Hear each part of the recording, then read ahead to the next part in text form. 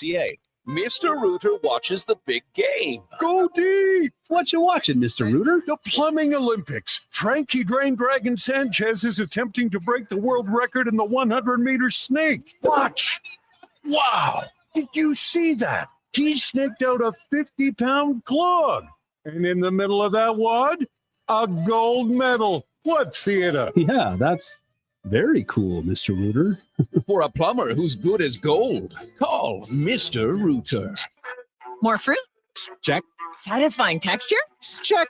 3 amazing new recipes? Check, check, check. Let Booster Juice bowl you over with something completely different. 3 new acai bowls, loaded with delicious toppings including bee pollen, cacao nibs, and shredded coconut. Piled high on top of a refreshing blend of authentic acai, straight from Brazil. Spoon? Check. Booster Juice, Canada's original juice and acai bowl bar. Hey everybody, it's Chief Principe and Jason Stradley. Join us on a 7-night cruise through the Mexican Riviera, leaving from Los Angeles and including Cabo, Mazatlan, Puerto Vallarta, and more. While we relax and cruise the tropical waters and have some drinks with umbrellas in them, you could attend an intimate meet and greet with legends like Bill Ranford, Jason Strudwick, Kelly Buchberger, Ron Lowe, Jack Michaels, Louis DeBrusque, and more. Don't miss out on every hockey fan's dream cruise, the Edmonton Hockey Legends Cruise. It's going to be one hell of a trip. Price start at just $23.99. Part of the proceeds support the Ben Stelter Foundation and Kids with Cancer. The Edmonton Hockey Legends Cruise, July 2026. Visit cast.tours/Edmonton or call 1-833-347-7678. Book now and save $500 per cabin when you mention promo code Stingray Radio. That's cast.tours/Edmonton. Aloha Edmonton, it's back.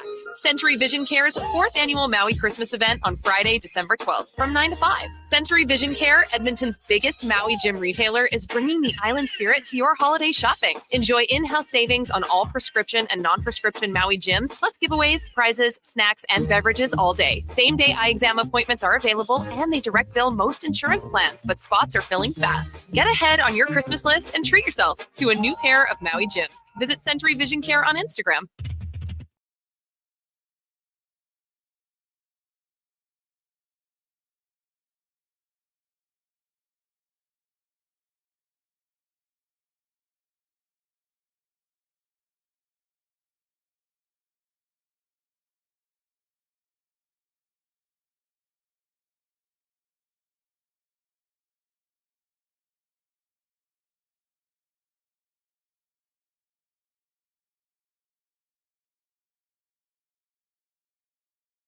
Here's the Lowdown with Lowetide on Sports 1440. Presented by Wolf GMC Buick. We're making it easy. WolfGMCBuick.com.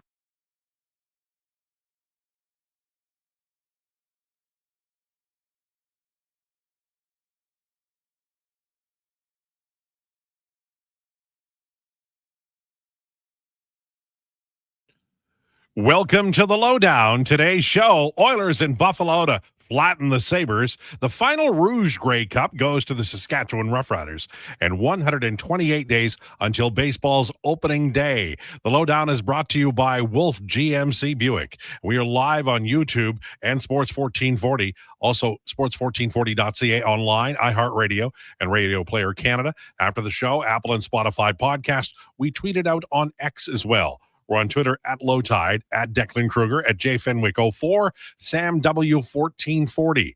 Our guest today, Jason Krueger, will join us at 1:20. At 1 o'clock today, Joe Yerdon from the Bleacher Report, and we'll have declinations as well.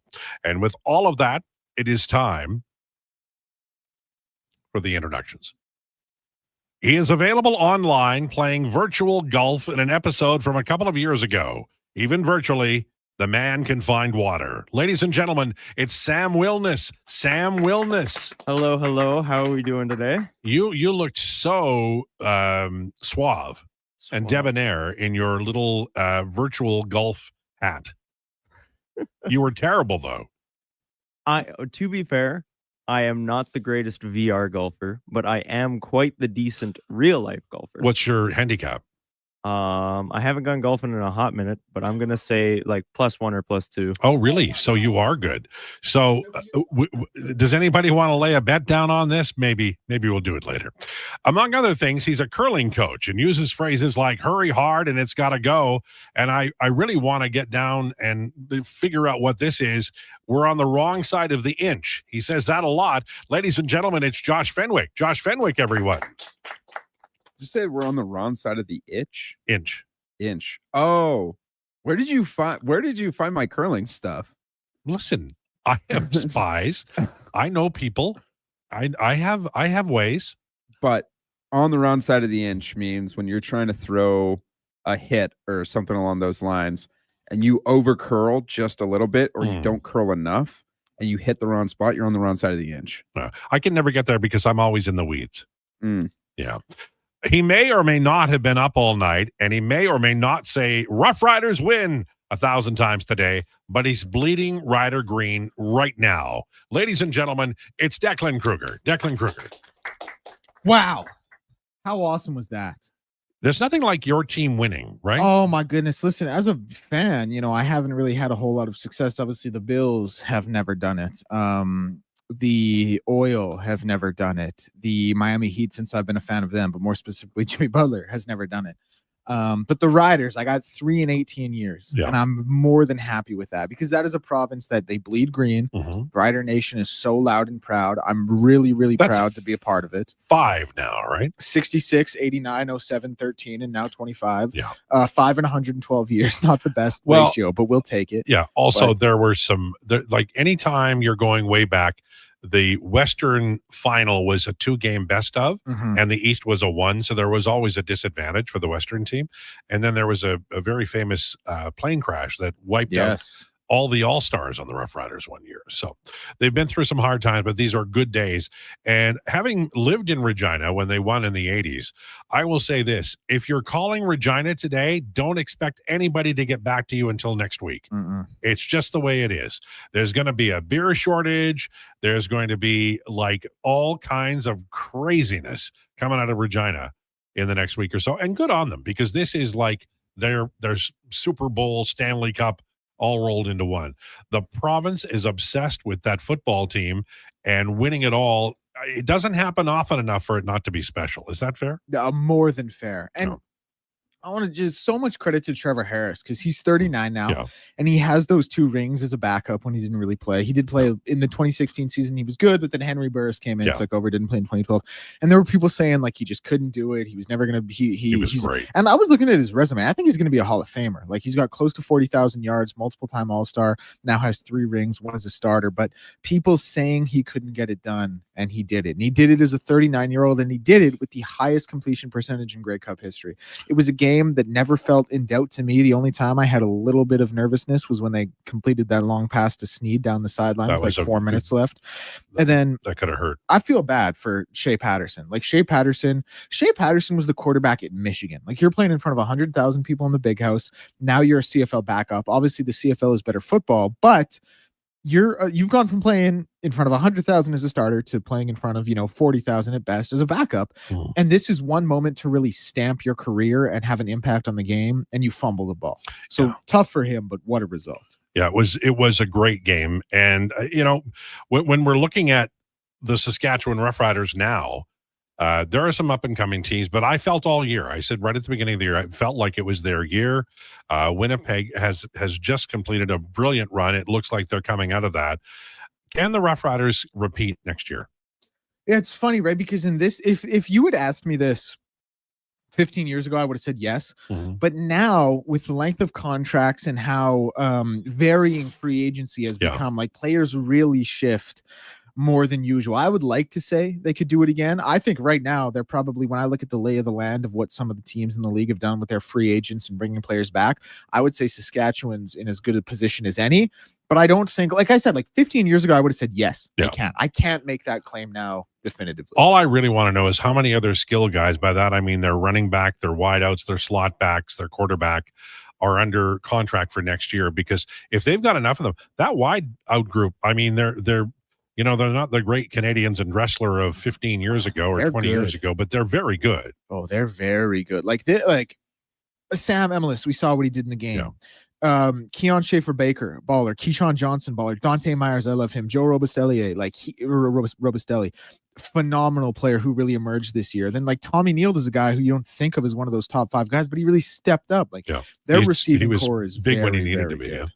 All right. So did any of you, aside from me, I'm looking at you, Josh, know that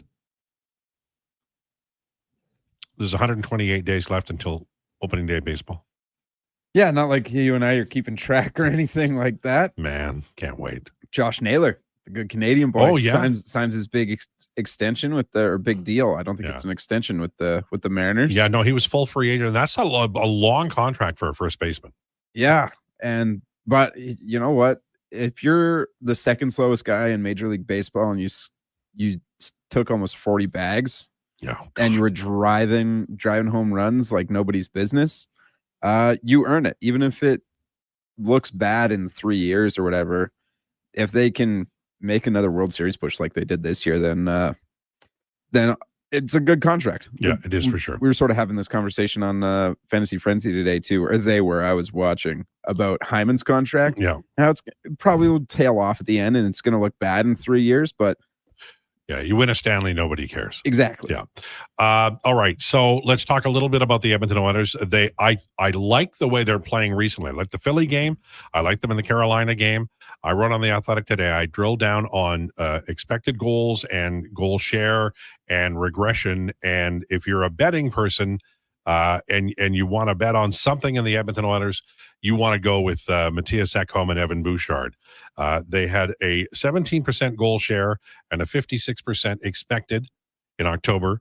That righted the ship to 58% goal share and 54% expected. So they're fine. Darnell Nurse, though, in October, he was 47%, November, 39%. Both months, his expected goal share was 43. So he's actually delivering. He and his pairing partner are delivering on expectations. You need it to be a little higher than that. And this is the weirdest stat in captivity. I use Brett Kulak as the third pairing guy. He plays with other individuals. But his goal percentage was 57% in October, expected 49. So he was a little bit lucky. In November, his expected goal share was 39%. His goal percentage was 0. There are no goals scored and 11 against. And ordinarily, you just hammer Brett Kulak. But I think that's you have to include luck in that. That's some bad damn luck is what that is. So as we look forward to tonight's game, I think I'm hoping we get to see Alec Regula, because you got to play him for a few games in a row to get a feel for what he is. But in the last couple of games, Nurse Wallman have been playing more at 5-on-5 than the Ekholm-Bouchard pairing, and I think they should revert to the olden days and run the top pairing as Bouchard-Ekholm. Anybody agree or disagree that they should run Ekholm-Bouchard as the number one pairing as opposed to Nurse and Wallman? I agree. Also, Regula is in today. I believe I saw a tweet from Stauffer at Morning Skate. He's on that third pairing. Yeah, well, you know, I think that's good. You got to that you like him, but you got to play him, right? Because he was injured for so long. I agree. You have someone that between him and Emberson, you're trying to figure out who's going to be that consistent sixth man and who's going to be sitting in the press box more often. You can't get a feel if you play him 9 minutes a night or whatever, 13 minutes a night every other night, because there's no consistency there. Playing for the rest of the road trip, see how that goes, and then be like, okay, either the numbers are terrible and we got to put Emberson in and see how that goes, or hey, he did great and he did great on the road. Might as well leave him in. Yeah. I'm sorry. I also agree with your take that they got to start playing them more, mostly just because I think Darnell Nurse's time in the league is coming to an end, not necessarily right away in like the next 2-3 years, but I think the Oilers are definitely looking for that kind of next big defenseman. Yeah, he's that guaranteed contract with no movement is going to keep him in the league for some time. We'll talk about there's a lot going on in the NBA with gambling and investigation. We're going to talk about that, but I did want to talk about the NFL a little bit in this segment. I'm glad the Eagles won, although they're win. I mean, it's complaining about their record right now is stupid, but I'd like a blowout once in a while. Not against Detroit, obviously, but also Kansas City is an interesting team to talk about. Lowetide, Kansas City It's time to hit the panic button a little bit. And I'm not saying hit the panic button because they lost to a really good team in Denver who plays with a really good defense. But Lowetide, they're not in the playoffs right now. The 3 teams who sit ahead of them have the tiebreaker against them. Buffalo beat them head-to-head. Jacksonville beat them head-to-head. The Chargers beat them head-to-head. Now, granted, they have to play the Chargers one more time. But, like, we look at them as a 5-5 team right now. If they go 5-2 the rest of the way, that might not be good. Like, 10 wins might not be good enough. They might have to get to 11 wins. Like, they might have to go 6-1 the rest of the way here. And you look at their remaining schedule. They got to play the Chargers again. They got to play the Colts. They have to play the Broncos one more time. They have to play, what was it? Yeah, they have to play the Texans. Not that the Texans are some vaunted team, but you look at, like, they got the Titans, the Raiders, and the Cowboys all on the road. Mm-hmm. Those should be 3 wins. So but they're not a good road team this year. Well, but I mean, those games are such. They're not a good road team this year. They have 1 win on the road so far, and it was in New York against the Giants. But those teams are such, like, they should beat the Raiders, Titans, and Cowboys. They just should. Those should be 3 wins for them. That puts them at 8-5. Then you look at their other 4 games. If they go 2-2 in those games, which is probably the most likely outcome, they're 10-7. And like I said, if the Jags get to 10 wins, they have the tiebreaker. If the Bills get to 10 wins, they have the tiebreaker. We'll see what happens in that second Chargers game. But right now, they have the tiebreakers and are a game up on you. It is not looking good for the Chiefs. Like, it is time to hit the panic button a little bit. And I think people still kind of feel like, oh, it's Andy Reid and it's Patrick Mahomes. Through 10 games, they're 500. Yeah, and they're older. Like, time is undefeated, and this might be the period where and it doesn't. Their quarterback has saved their ass a lot. Yes. So if he just misses a step or is slowing down just a hair, that might be enough. Well, and sorry, I was just going to say, like, I'll say this. I do still think they're going to make the playoffs. I do still think they're going to be a playoff team. And I do still think they're going to be the team no one wants to play in the playoffs. But for the last how many years, Lowetide? 7? It's been pencil the Chiefs in as the number 1 seed in the AFC. No questions asked. Let's let everyone play out the rest of the season and just have fun with it. That is not the case right now. No, it's not. Now, I do have a question about this. Okay.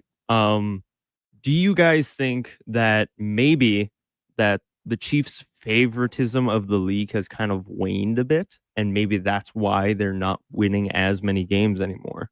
I think luck, is a thing, and that could, impact this year. Maybe they're a little unlucky. Maybe they should be 6-4, but this looks real compared to, like, you can see, like, the Patriots are 9-2. They feel like they're a wagon again. The Colts have obviously progressed. The Bills are having tough time. I do think there's a little bit of a change in the AFC, a real one, not the Chiefs are no longer the shining example. I just think there are other teams have caught them. Yeah, and we can talk about the Bills-Bucks game at some point today. But the other thing, the stat I'll give you guys that kind of backs up both your points a little bit. The Chiefs were 11-0 in 1-score games last year. Yeah. They're 0-5 this year. That's real regression. Yes. And to your point, is that luck?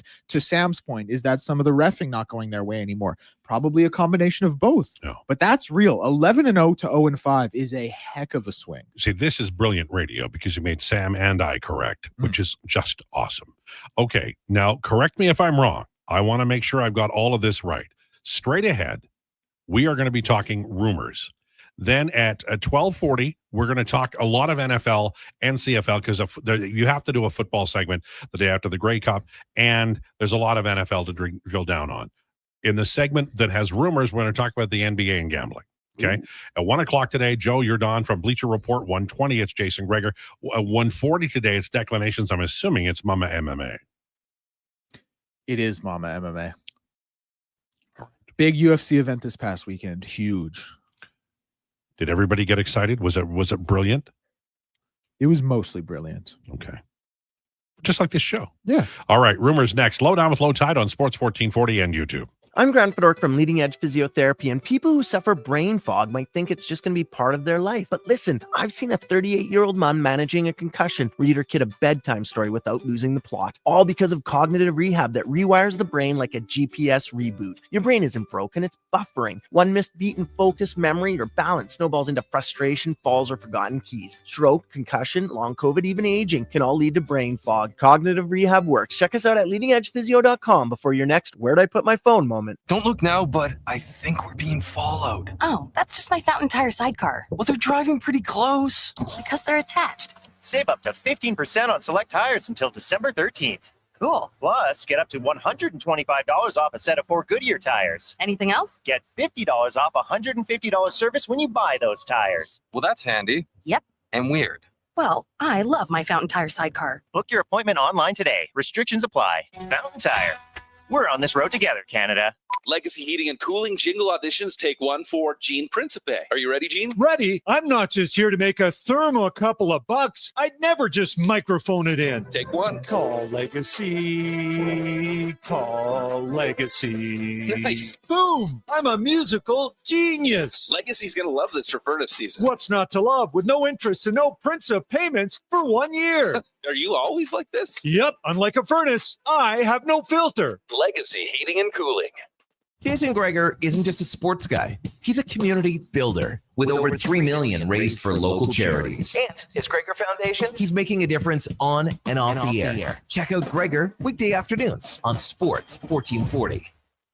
Don't look now, but I think we're being followed. Oh, that's just my Fountain Tire sidecar. Well, they're driving pretty close. Because they're attached. Save up to 15% on select tires until December 13th. Cool. Plus, get up to $125 off a set of 4 Goodyear tires. Anything else? Get $50 off a $150 service when you buy those tires. Well, that's handy. Yep. And weird. Well, I love my Fountain Tire sidecar. Book your appointment online today. Restrictions apply. Fountain Tire. We're on this road together, Canada. Whether you're a craft beer connoisseur or more of a wine aficionado, there's always something new to discover at Sherbrooke Liquor, a unique, family-owned, independent liquor store. The selection? Incredible. The non-alcohol section is also very impressive. Sherbrooke Liquor, expert, knowledgeable staff with a passion for unique finds. More than just a liquor store, we're a community. Alberta's best, the one and only Sherbrooke Liquor. Wine, spirits, and oodles of beer. Visit SherbrookeLiquor.com. It's like a locker room minus the smell. Ew.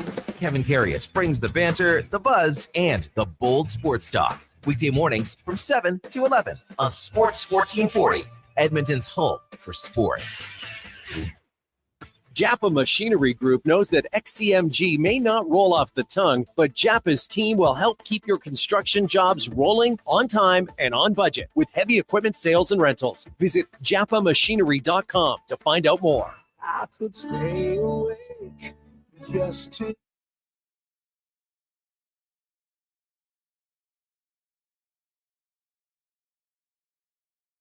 The Lowdown with Lowetide on Sports 1440. Can you fit Sports Encyclopedia on a business card? Presented by Wolf GMC Buick. We're making it easy. WolfGMCBuick.com.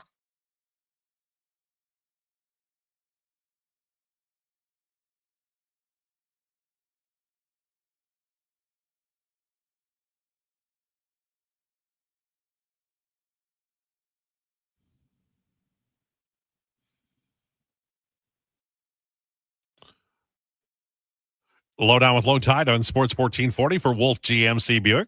Family owned and community driven. We're making it easy. Visit wolfgmcbuick.com. It is 1221. Time for Rumors. Brought to you by Great Canadian Solar. Great Canadian Solar has been helping homeowners and businesses harness the power of the sun for 15 years. Invest in solar and yourself. GreatCanadianSolar.com. This is via Bob. The morning skate lines and pairings. Skinner in goal, by the way. McDavid between Savoy and Hyman. Draisaitl between Podkolzin and Roslovic. Henrique will be centering Mangiapane and Trent Frederick. That's the get the lead out line, like, you know, hello, the season started line, especially on the wings. Philp with Janmark and Lazar.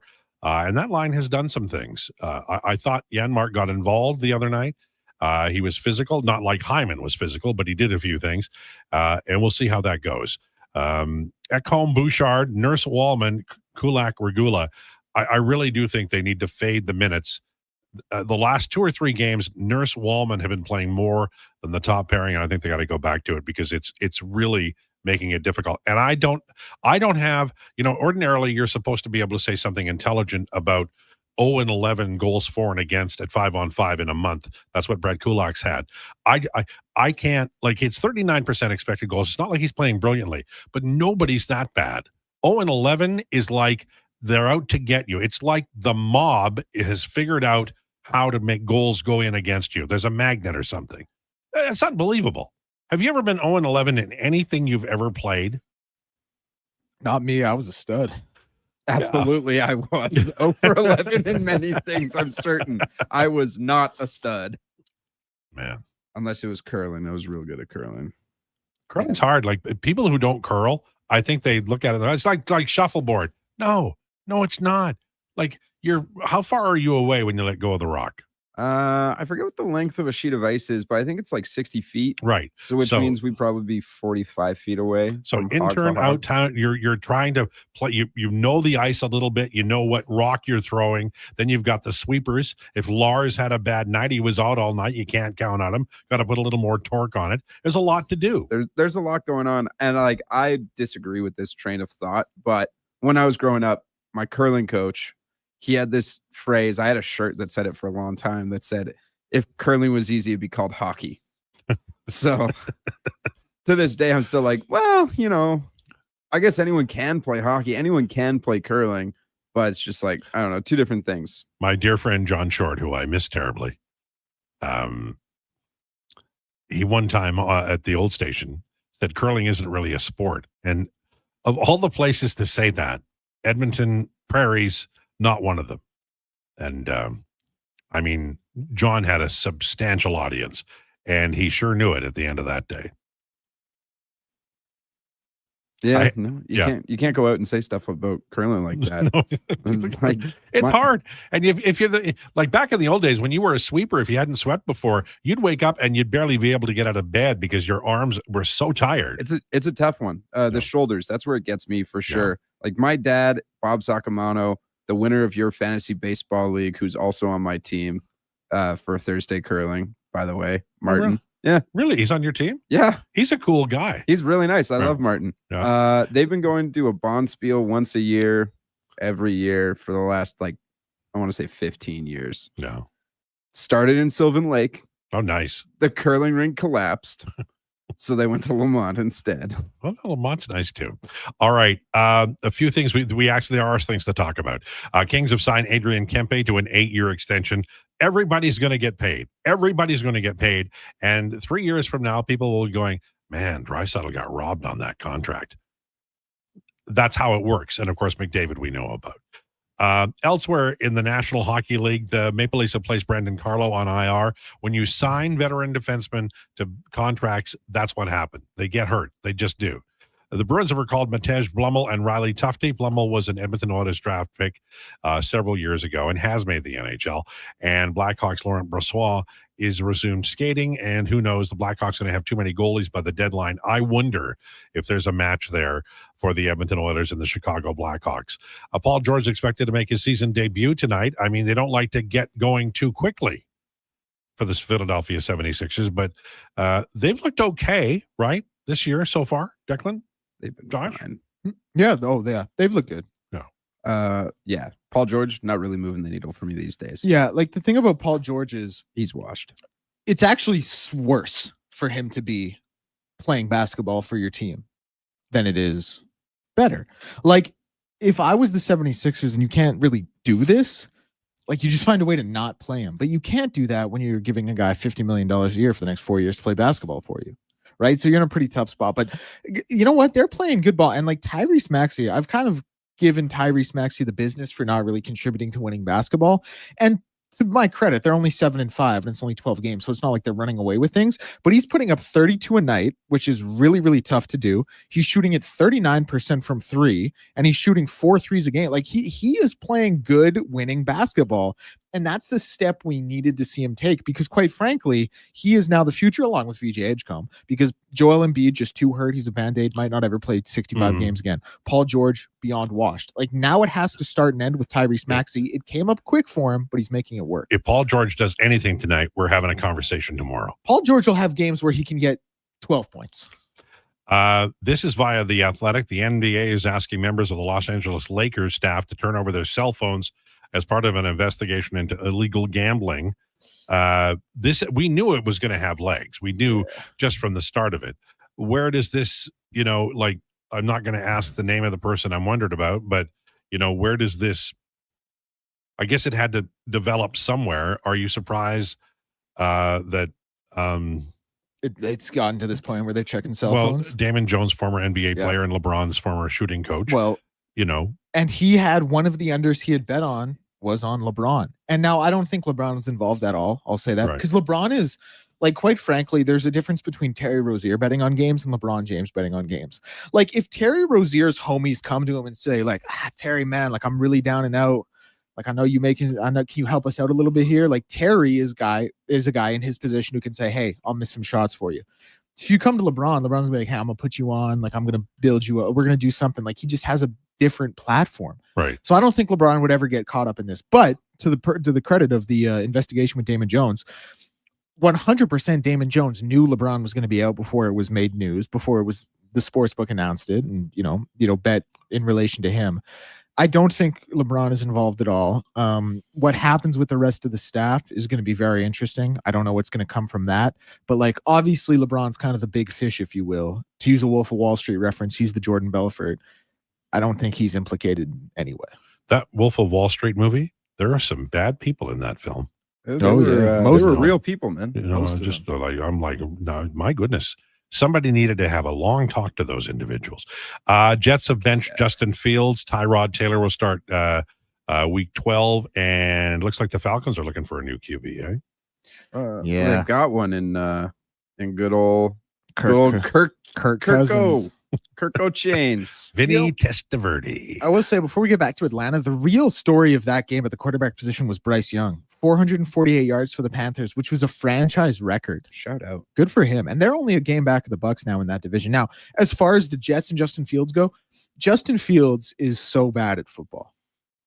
And I hate to say that. You hate to say that about a guy who I think he got $60 million from the Jets last offseason to be their starting quarterback. And I give him this credit. He's a guy with a good head on his shoulders, and he sees things through a reasonable lens.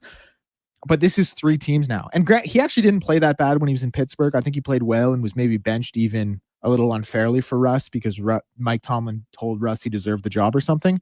But Justin Fields, it's over. Have you been following the rumors about Belichick to the Giants? I don't think he would ever go there. You think he would go to the team who whooped him twice in the Super Bowl? I couldn't see it. He signed with the Jets and then left the Jets, or was it the Browns? Well, he had been with the Browns. He was the Browns head coach before. Right. But then he was going back. He false started a couple of times before he landed in New England. Interesting cat. He really is. He's much better suited for the NFL than he is college. Yeah. Yeah, I think that this year, like they're 4-6. 4-6. Yeah. Yep. So they're not going to make a bowl game. They have to win their next 2 games to be bowl eligible, and they play Duke and I guess NC State to finish the season. So it's doable. Yeah, but are they big enough to, like? This all comes down to Well, I mean, no, because there's so many bowl games, right? Like there's so many bowl games. Oh, that's true. That they'll find a way to put you in one if you're a 6-6 team. Bill won 2 Super Bowls with the Giants. He loved the Giants. He did win 2 as a defensive coordinator with the Giants. That is true. But I guess I didn't really factor that in. No, but I mean, like, I'll say this: he can come back if he wants, but there's no need for redemption, right? Like, as an NFL quarterback, as an NFL coach, Belichick is like, I mean, for me, in my lifetime, I would say, I didn't know Lombardi when I was actually aware of the NFL. I didn't know what he was. But I would say Bill Walsh, Shula, Tom Landry, all of the Pittsburgh Steelers coaches. I still think that probably Hoodie is the number 1 guy in my lifetime. Do you agree or disagree? Yeah, I think he's the best coach ever. No. I do think my opinion of him has shifted a little bit.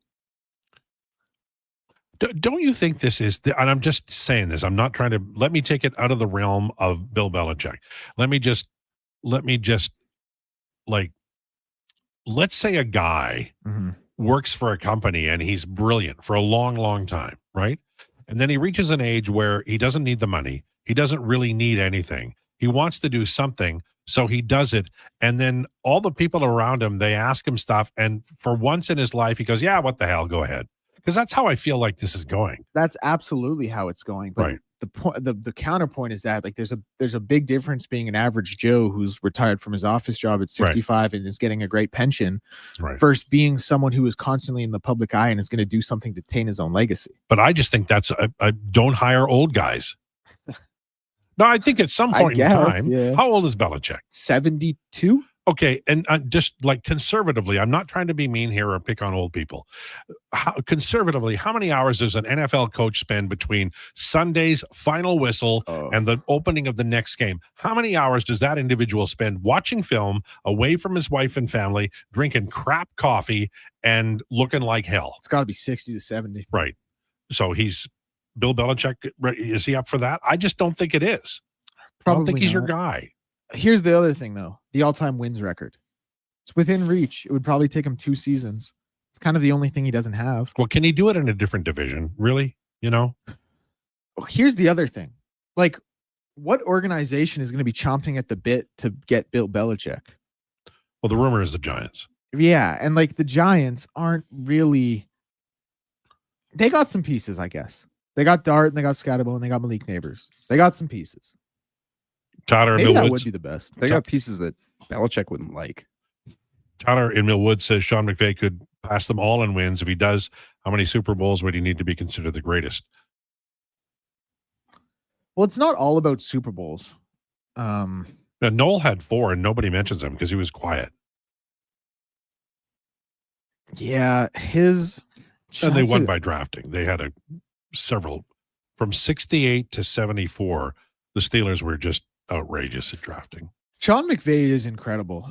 And he's been doing it, what? Is this 9 years now? 9 or 10 years? Don't remember. So he would have to probably do it for like another 15 and keep winning the division. Because I think he's won the division 6 times. Let me check, actually. L. Nate says Andy Reid needs to be in the conversation. Look at his run going back to Philly. He didn't win in Philly, though. He had good teams, there's no doubt. And they should have won, except Hoodie cheated in 2005. But I think Andy's short of all-time best. That's just my opinion, but a lot of coaches are like, they come in, they do great, and then they're gone. Like Ditka, right? He won with the Bears. But it was a one-off. The thing about Hoodie that was brilliant is you could always tell when the running back was going to get replaced because they'd say, blah, blah, blah, the running back for the Patriots turns 29. Man, he's not coming back. They didn't spend a dime on running backs. And they had great running backs. Oh, yeah. Absolutely.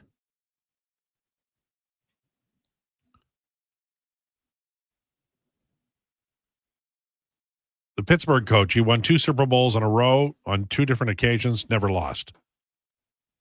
Well, that's Noel, right? Chuck Noel won 4. Noel. Yeah. But you like go to Pro Football Reference and look at 68 to 74 Pittsburgh Steelers drafting. Bro, Chuck Noll had one of the most insane runs ever. Yeah. Super Bowl in 74, Super Bowl in 75, 10-4 season in 76, 9-5 season in 77, and then Super Bowl in 78, Super Bowl in 79. Yep.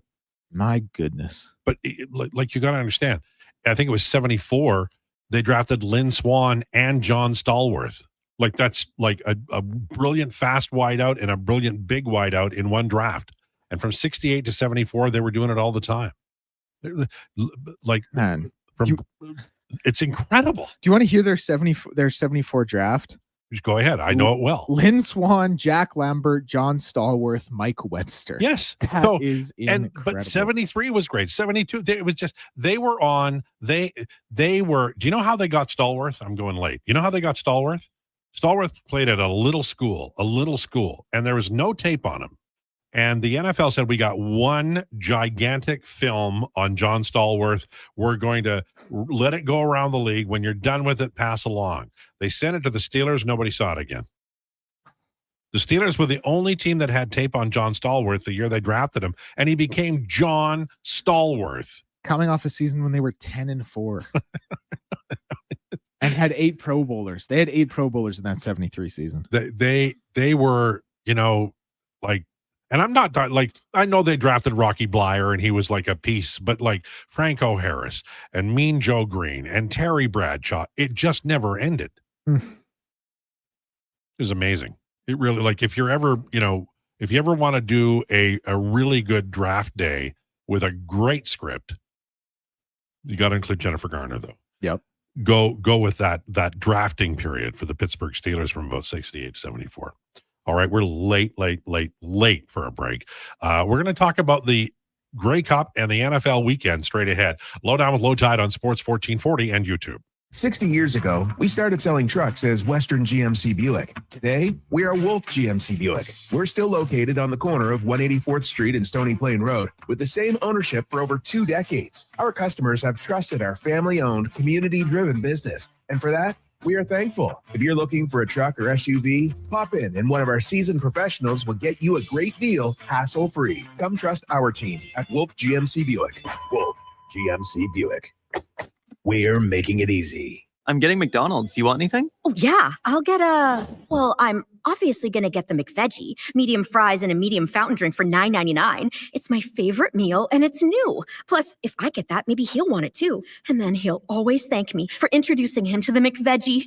I'll be a hero. So, McVeggie fries and drink? How'd you know? You were thinking out loud again. Get yourself a McVeggie meal for just $9.99 plus tax for a limited time only at participating McDonald's restaurants.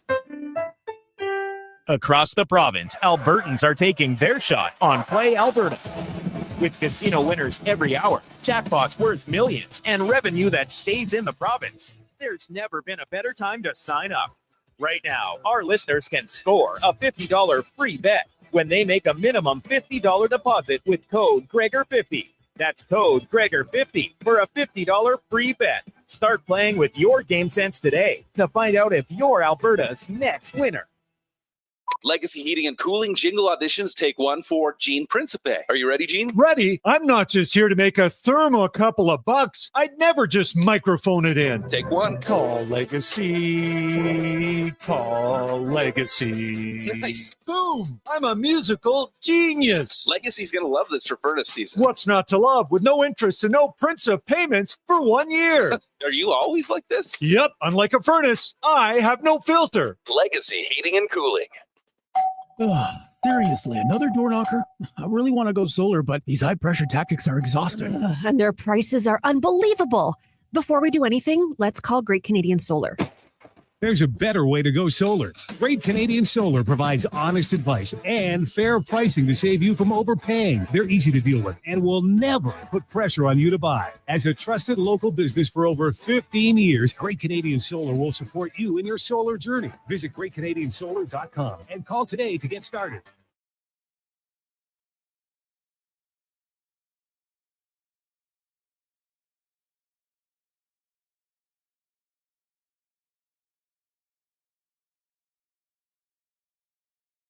The Lowdown with Lowetide on Sports 1440. Author, musical connoisseur, sports know-it-all.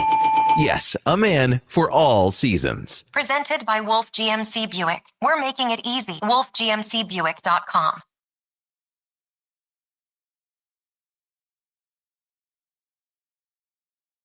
Lowetide on Sports 1440 for Wolf GMC Buick. Check them out, wolfgmcbuick.com at 1241.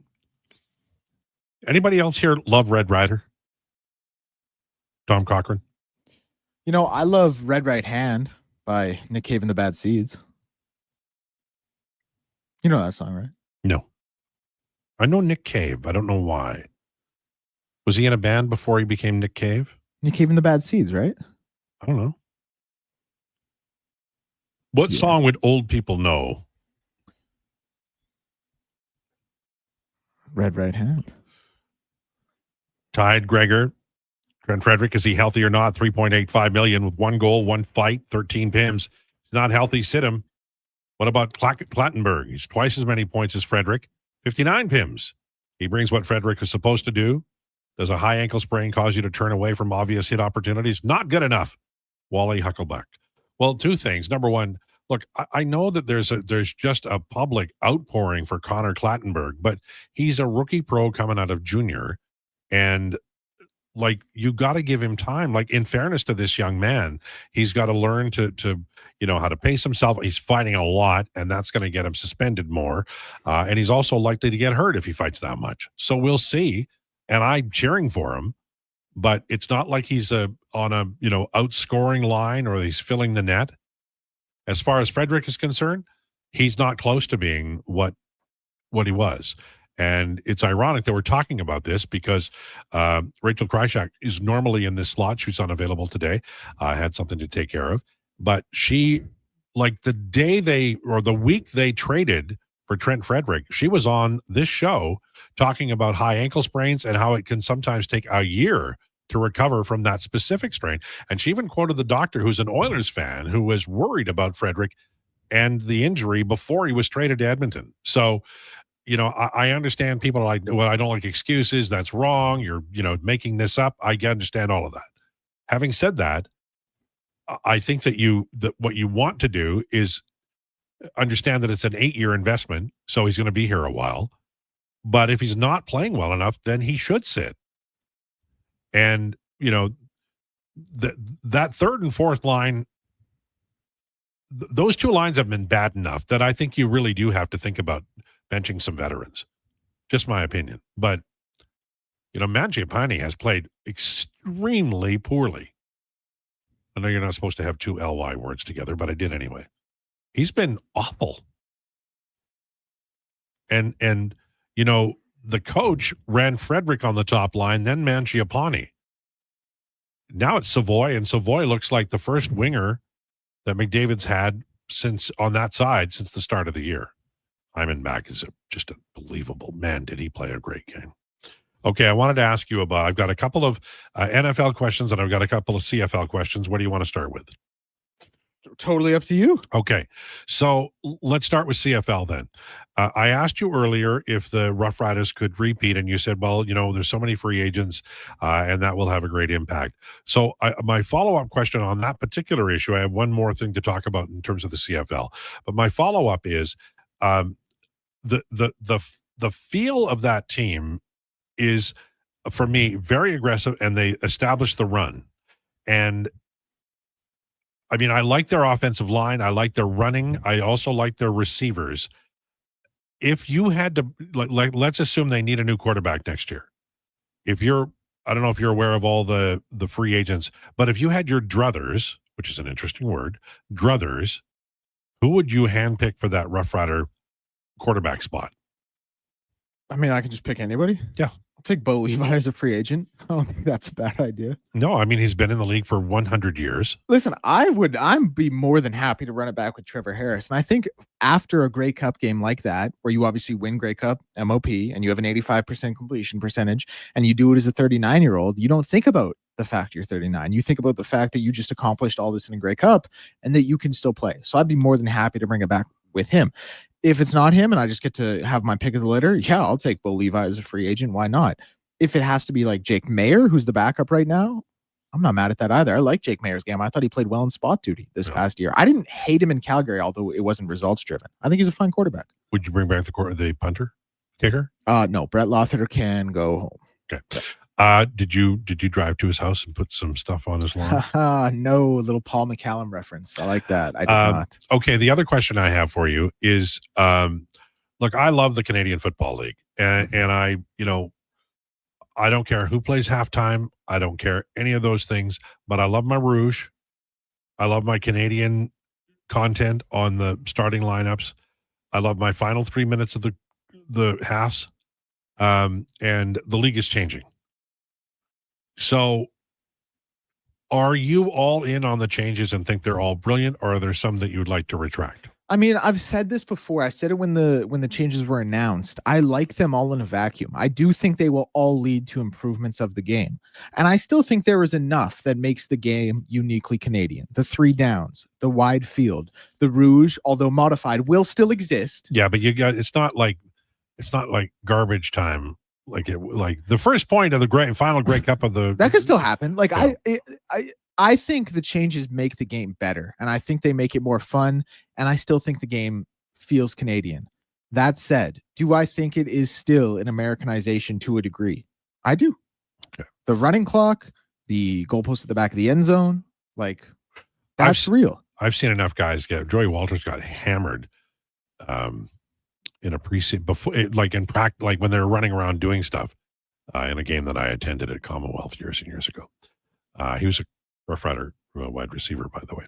Okay, so let's talk a little bit about the NFL weekend, because we did talk about the Chiefs, and you said it's not panic time, but it's say go time. Would you say that's what it's like, or is it panic time? I think it might be panic time. Okay. Honestly, they're 5-5, and they do have some good wins, like that Ravens win. I know the Ravens looked bad at points in the season, but now that they're playing well, that's a good win. The Detroit win is a good win, but they're 5-5, and they're not in the playoffs right now. And the three teams who sit above them have beaten them head to head. They have the tiebreak over them. Yeah, I think you got to go 6-1 if you're the Chiefs, and I'm not saying the Chiefs can't go 6-1 because I do think they can, and I do think they'll be a playoff team, but they're 5-5 right now. Yeah. That's not a 6-1 pace. Okay, you can agree the Dolphins have turned the corner now. Yep, they're playing decent. Yeah. Packers over the Giants. Any surprise there? Nope. Texans over the Titans. I really wanted the Titans to win. My friends were actually in Nashville for my other friend's 30th birthday. I couldn't make it, obviously. Right. But they went to that game. I was hoping the Titans would get a win. The Titans, I've said they're better than a 1-win team. They might actually not be. They might be a 1-win team.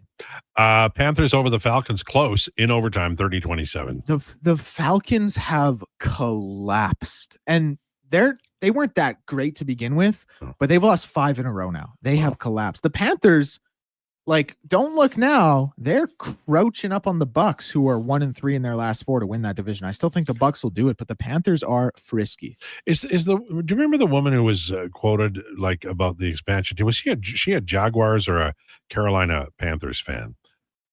You don't know the reference. Okay. She's like, that's the way it does. You got to earn your stripes. You're a new team, blah, blah, blah. She was on the beach, I think. It was weird. All right. Bills over the Buccaneers, 44-32. The one thing I'll say about the Bills is they are not good at defending at times. Like the final 2 minutes of a quarter or a half, like they sort of they play prevent defense, like from the kickoff kind of thing. Yeah, I don't know what they're doing. They do a little bit, but honestly, like it was the second quarter kind of explosion, I guess if you want to call it. Like 17 of their 32 points came in that second quarter. Yeah. They only had 6 in each of the third and fourth. Like the Bucks were the story of the game for me. Well, besides Josh Allen. Josh Allen, by the way, 300 yards passing, 3 passing touchdowns, 3 rushing touchdowns. Only the third time in NFL history that's been done. Josh Allen has one of the other 3 times. A quintessential Josh Allen game. One of the best, if not the best, quarterbacks in the NFL. But the Tampa Bay Buccaneers, their special teams couldn't do anything. Like, how many drives did we see start in good field position? Yeah. Crazy, but quintessential Bucs game. Steelers over the Bengals. There's no surprise. 49ers collapsed the Cardinals. You said you were out on the Cardinals a few weeks ago. Many weeks ago. I thought maybe they could be frisky, but they can't. Rams just sneaking by the Seahawks 21-19. They might be the best team in the NFC. No. Broncos 22-19 over the Chiefs. We talked about that. That was a close game. Ravens over the Browns 23-16. You know, Mark Andrews with a little like wing back fake triple option for a touchdown. Pretty cool. Ravens are rolling, man. I wouldn't want to play them in the playoffs. In the game of the week last night, Eagles over the Lions 16-9. I'm a little concerned for the Eagles, even though they're 8-2, because they don't like their offense is kind of meh. Yeah, but you know what? Like they're winning, and they held Detroit to 9 points. And if you only put up 16, but you're holding an offense like Detroit to 9, like that's fine. They're going to get into a playoff game with a good team that has a lot of offense, get down 14-0 and not be able to answer back. Maybe that is one possibility. I don't discount that. But like the Lions are a team who can put up a lot of points and score the ball quickly with a lot of talent. And they didn't. Like you look at the Packers the Eagles' last 2 opponents with the Lions and the Packers, 9 points and 7 points. Like I know it was a few more before that, but still. My Eagles have a better field goal kicker than your Rough Riders. Jake Elliott, 3 for 3. Man. Much better. So good. Love that guy. He can hit him from like 49 was the longest yesterday. Kind of loving the Eagles. I feel the same way about the Eagles as you feel right now about the Rough Riders. It had been so long since a team I cheered for won a blasted thing. And now they've won 2 Super Bowls. And I feel like, they never have to do anything else in my lifetime again to earn my undying devotion. No, the only thing I really need in sports is a Jimmy Butler championship. Does the sport matter? Could he like curl? No, I think it has to be basketball. Okay, all right. Yeah. Just checking. Although if you wanted to come play wide receiver for the Bills or Riders, that'd be cool. Perplexed Oilers fan, I think Clattenburg is a great idea in Edmonton. Now, think about it like this. Can he produce as much regarding team energy and points as Tomasic or Frederick? Probably more. Most importantly, it shows all rookies what they need to do when not scoring to make the NHL. Oilers have no intensity compared to vast majority of NHL teams. Clattenburg is all intensity. Adamson, Tomasic down does no harm to either player or team. Well, I would disagree, but I'll tell you what I'll do. I'll ask Gregor this question. And, because if you don't agree with me, maybe Gregor will agree with you. I'll ask him at 1:20 today. Remind me to ask him, okay? Because sometimes I forget. Old people, that happens to them. What did you do to celebrate the victory? Woo! Wow. Yeah, I didn't get pinned or anything. Hey, big spender. You didn't go out and party? Nope. Didn't call JMO up and get the helicopter going? It was Sunday night. I had to be up early for Elks 101. Plus, I couldn't be drinking during the game because there was a chance if the Riders lost, I was going to have to do 50 push-ups in front of Eddie. Oh. Yeah. Does Eddie have to do that? Yeah, he did it today. Him and Rick both on Elks 101. Nice. Yeah, I worked the camera. It was like the Blair Witch Project camera work. Did you get any feedback from your workout thing from years ago? A couple fitness agencies asking me to come work for them. Of course. Yeah. Right, I lost followers.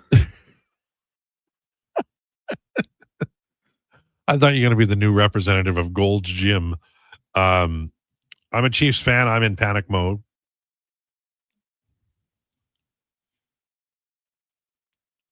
LT's minus 15 has 6 points.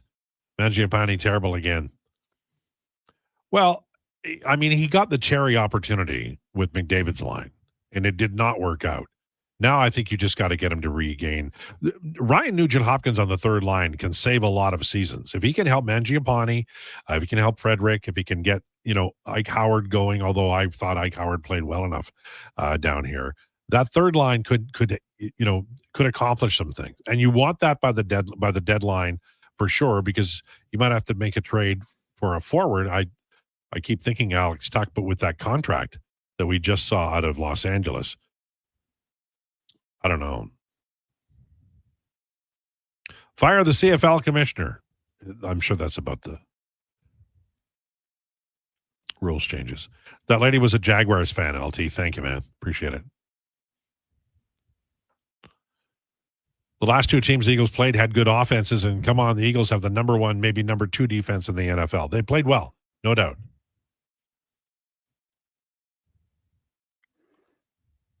Nice to see Trevor Harris win the Grey Cup as a starter. Just goes to show how bad the Elks were when we had him.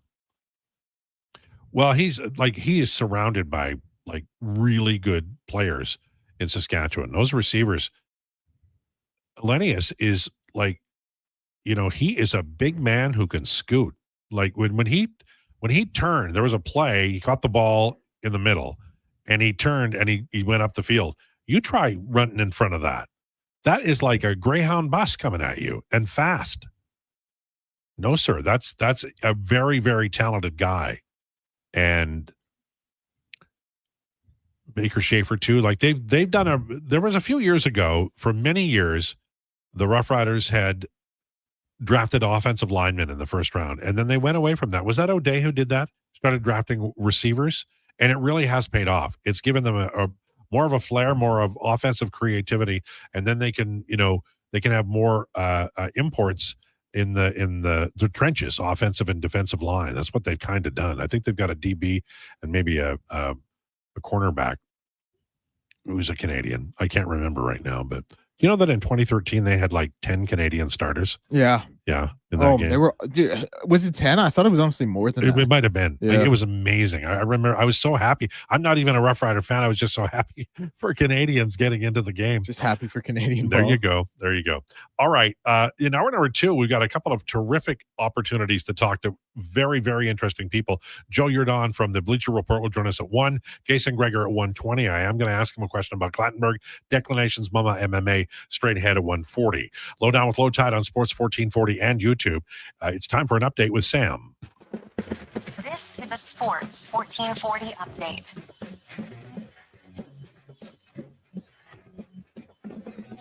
Brought to you by Custom Floors Inc. Floors done right for homes or businesses. Visit the new showroom at 11577 149th Street. Now open 6 days a week with Saturday hours from 10 to 2. Or visit customfloorsinc.ca and bring your next flooring project to life.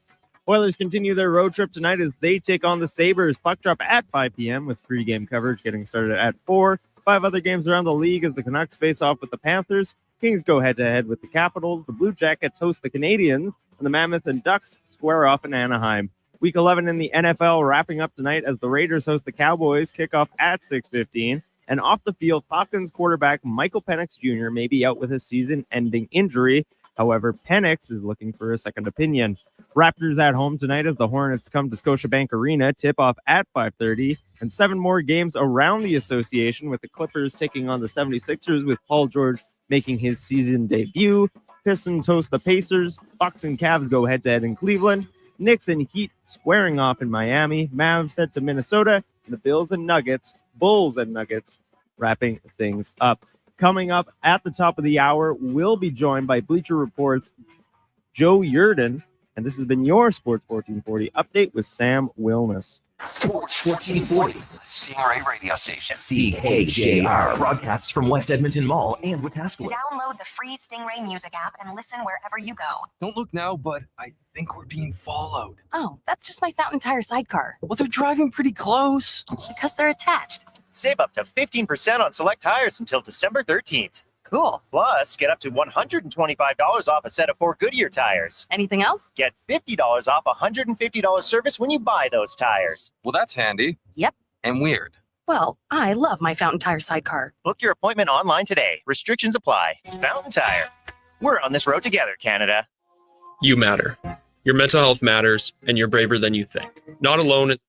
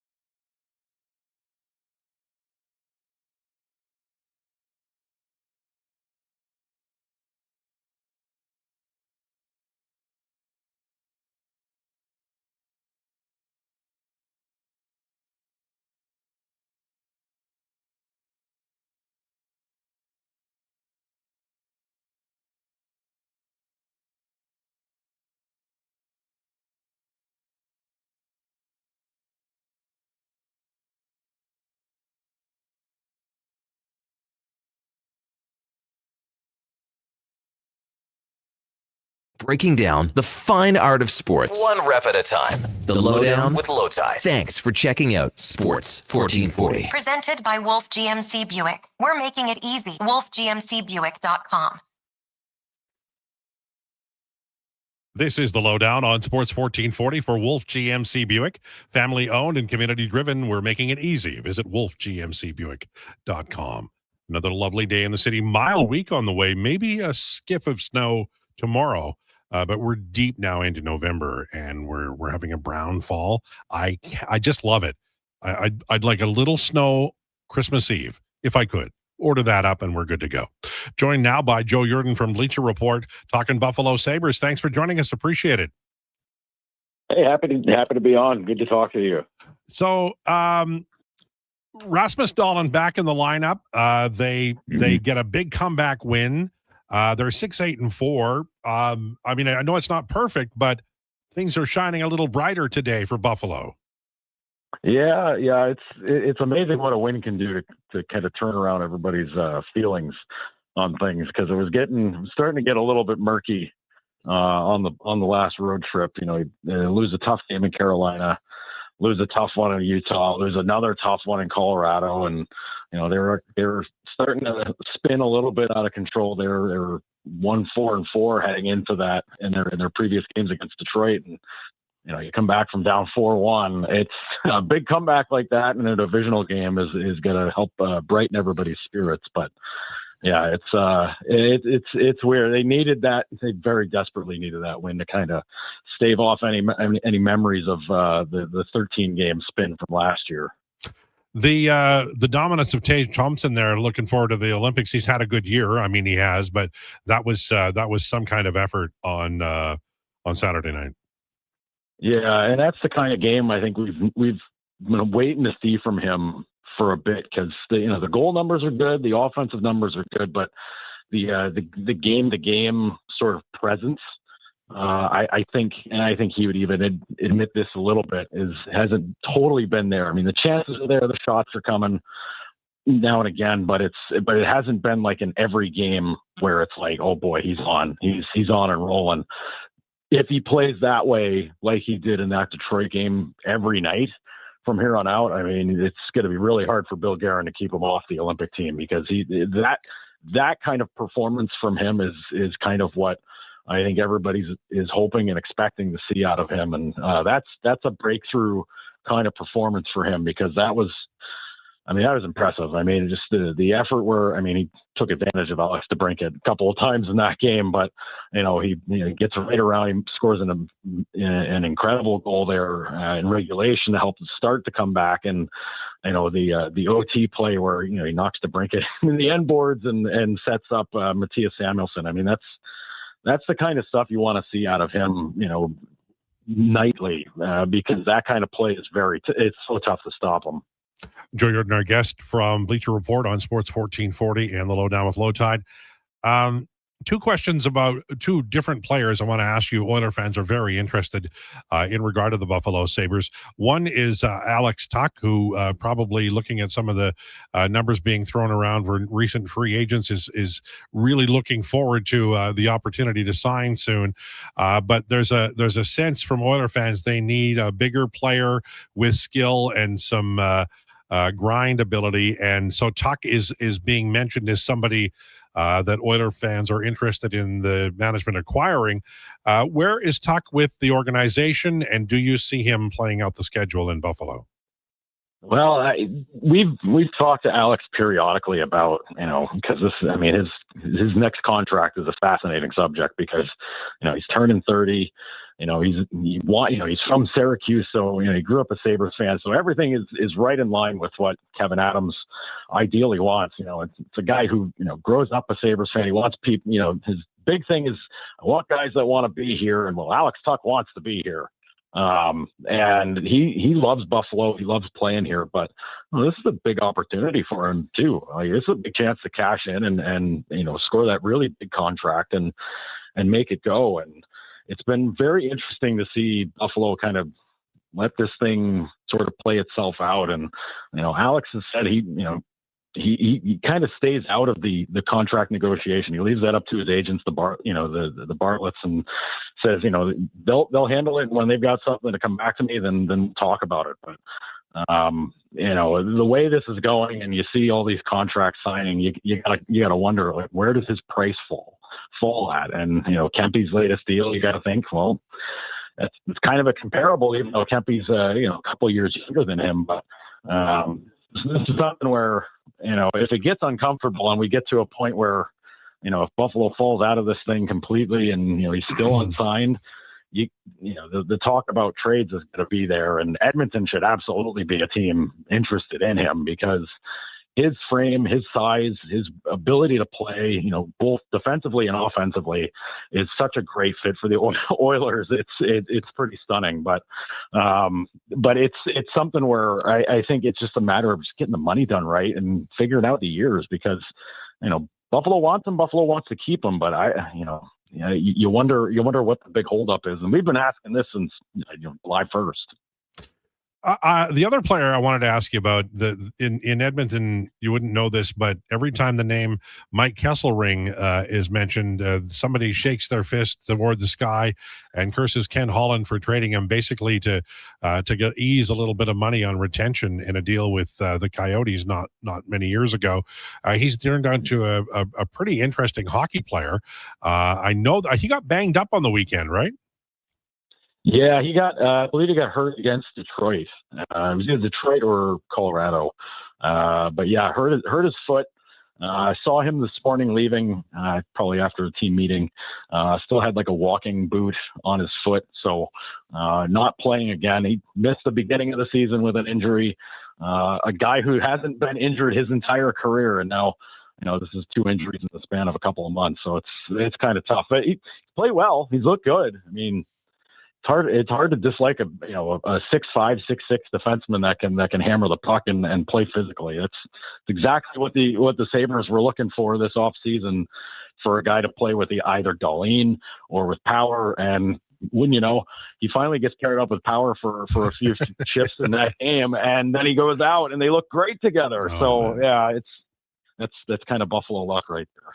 I will tell you, you stare at it more than I do, but I look at the Atlantic Division standings and I don't believe them.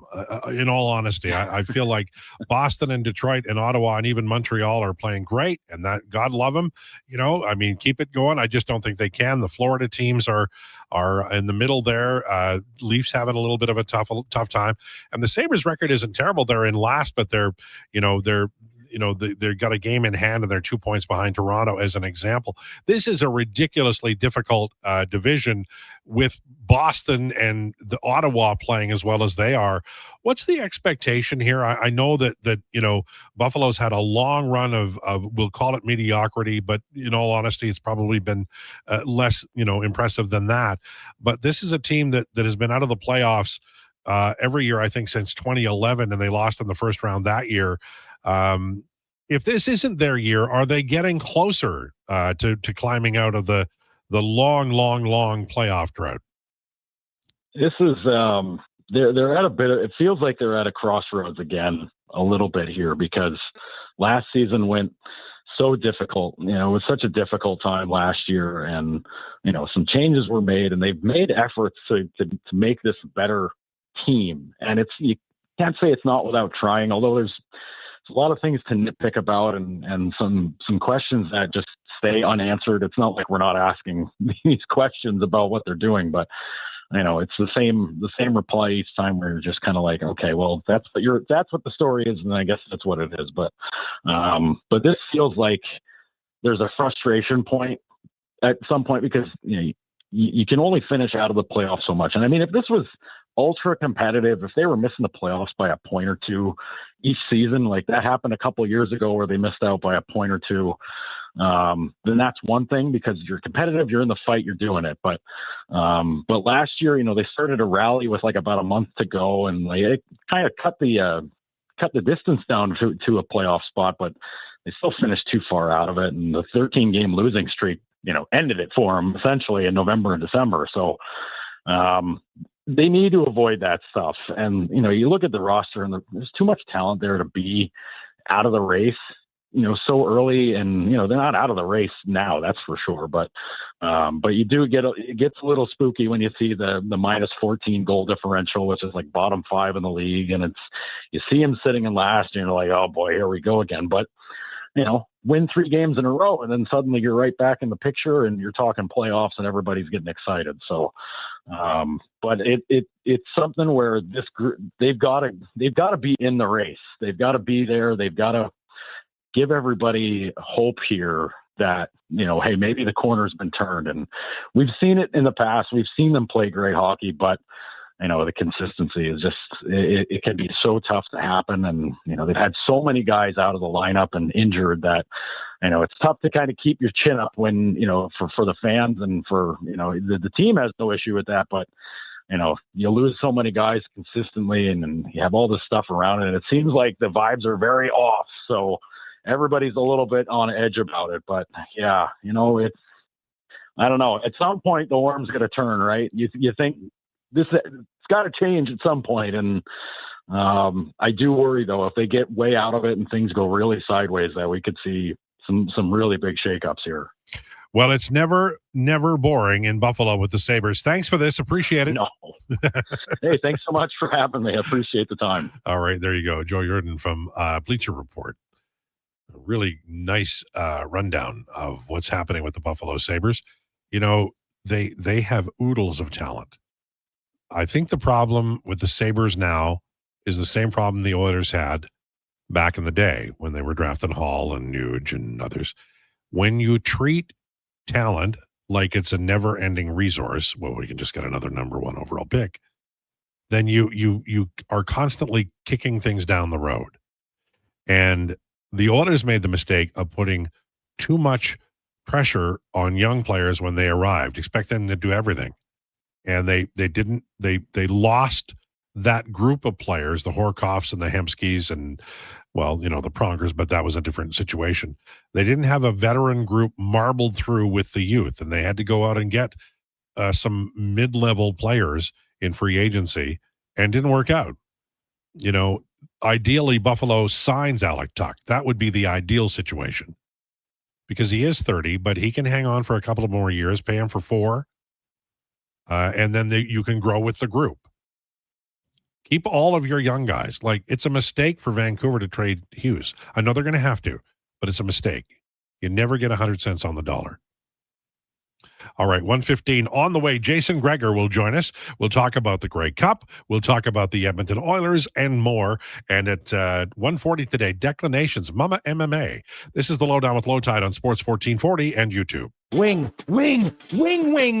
Wednesday at First Round. Whether you're coming for the first round, the last round, or a few rounds in between, they've got you covered. With half-price wings every Wednesday night. Half-price wings. Over 35 delicious flavors like Cajun salt and pepper, maple bacon, and Inferno wings. Now half price every Wednesday night. Wash them down with a cold pint of Canadian or Coors Light for only $5.75. Half price Wing Wednesdays at First Round in West End and now downtown. First Round, burgers, beer, sports. Planning your next event? Let Loca Quality Market cater. From made-to-order meals to gourmet platters to full chef tasting experiences, they make entertaining effortless. Visit loca.ca to start planning today. Sure, your couch is comfortable, but watching the game is always better and on the rocks. With crystal clear TVs, you won't miss a single play, and the specials are a major league win. Pre-game warm-up starts with specials 30 minutes before the puck drops. Get 69-cent wings and $5.75 Molson Canadian and Coors Light drafts. And play score and win every game for your chance to win big. Be part of the action this hockey season. See the menu online at ontherocksyeg.com. When you have lifting and material handling needs, Northwest Crane delivers. Western Canada's Sandy dealer. Backed by the industry's toughest one. 3 years, 3,000 hours, no compromises. They service all crane makes and models with skilled technicians and deep industry expertise. Alberta owned with locations in Leduc and Grand Prairie and fully equipped service trucks. Northwest Crane keeps your operation lifting. For more information on sales or service, visit northwestcrane.com or call today. Don't look now, but I think we're being followed. Oh, that's just my Fountain Tire sidecar. Well, they're driving pretty close. Because they're attached. Save up to 15% on select tires until December 13th. Cool. Plus, get up to $125 off a set of 4 Goodyear tires. Anything else? Get $50 off a $150 service when you buy those tires. Well, that's handy. Yep. And weird. Well, I love my Fountain Tire sidecar. Book your appointment online today. Restrictions apply. Fountain Tire. We're on this road together, Canada. This hockey season, before every game, check out the pregame show with Andrew Walker on Sports 1440. It's brought to you by Titan Supply, your only source for rigging, lifting, and hauling products. Visit titansupply.ca. You matter. Your mental health matters, and you're braver than you think. Not Alone is an organization focused on creating a space of acceptance and support through tough, meaningful conversation. My name is Tyler Smith, and you are never alone. NotAloneCo.com. It's okay to not be okay.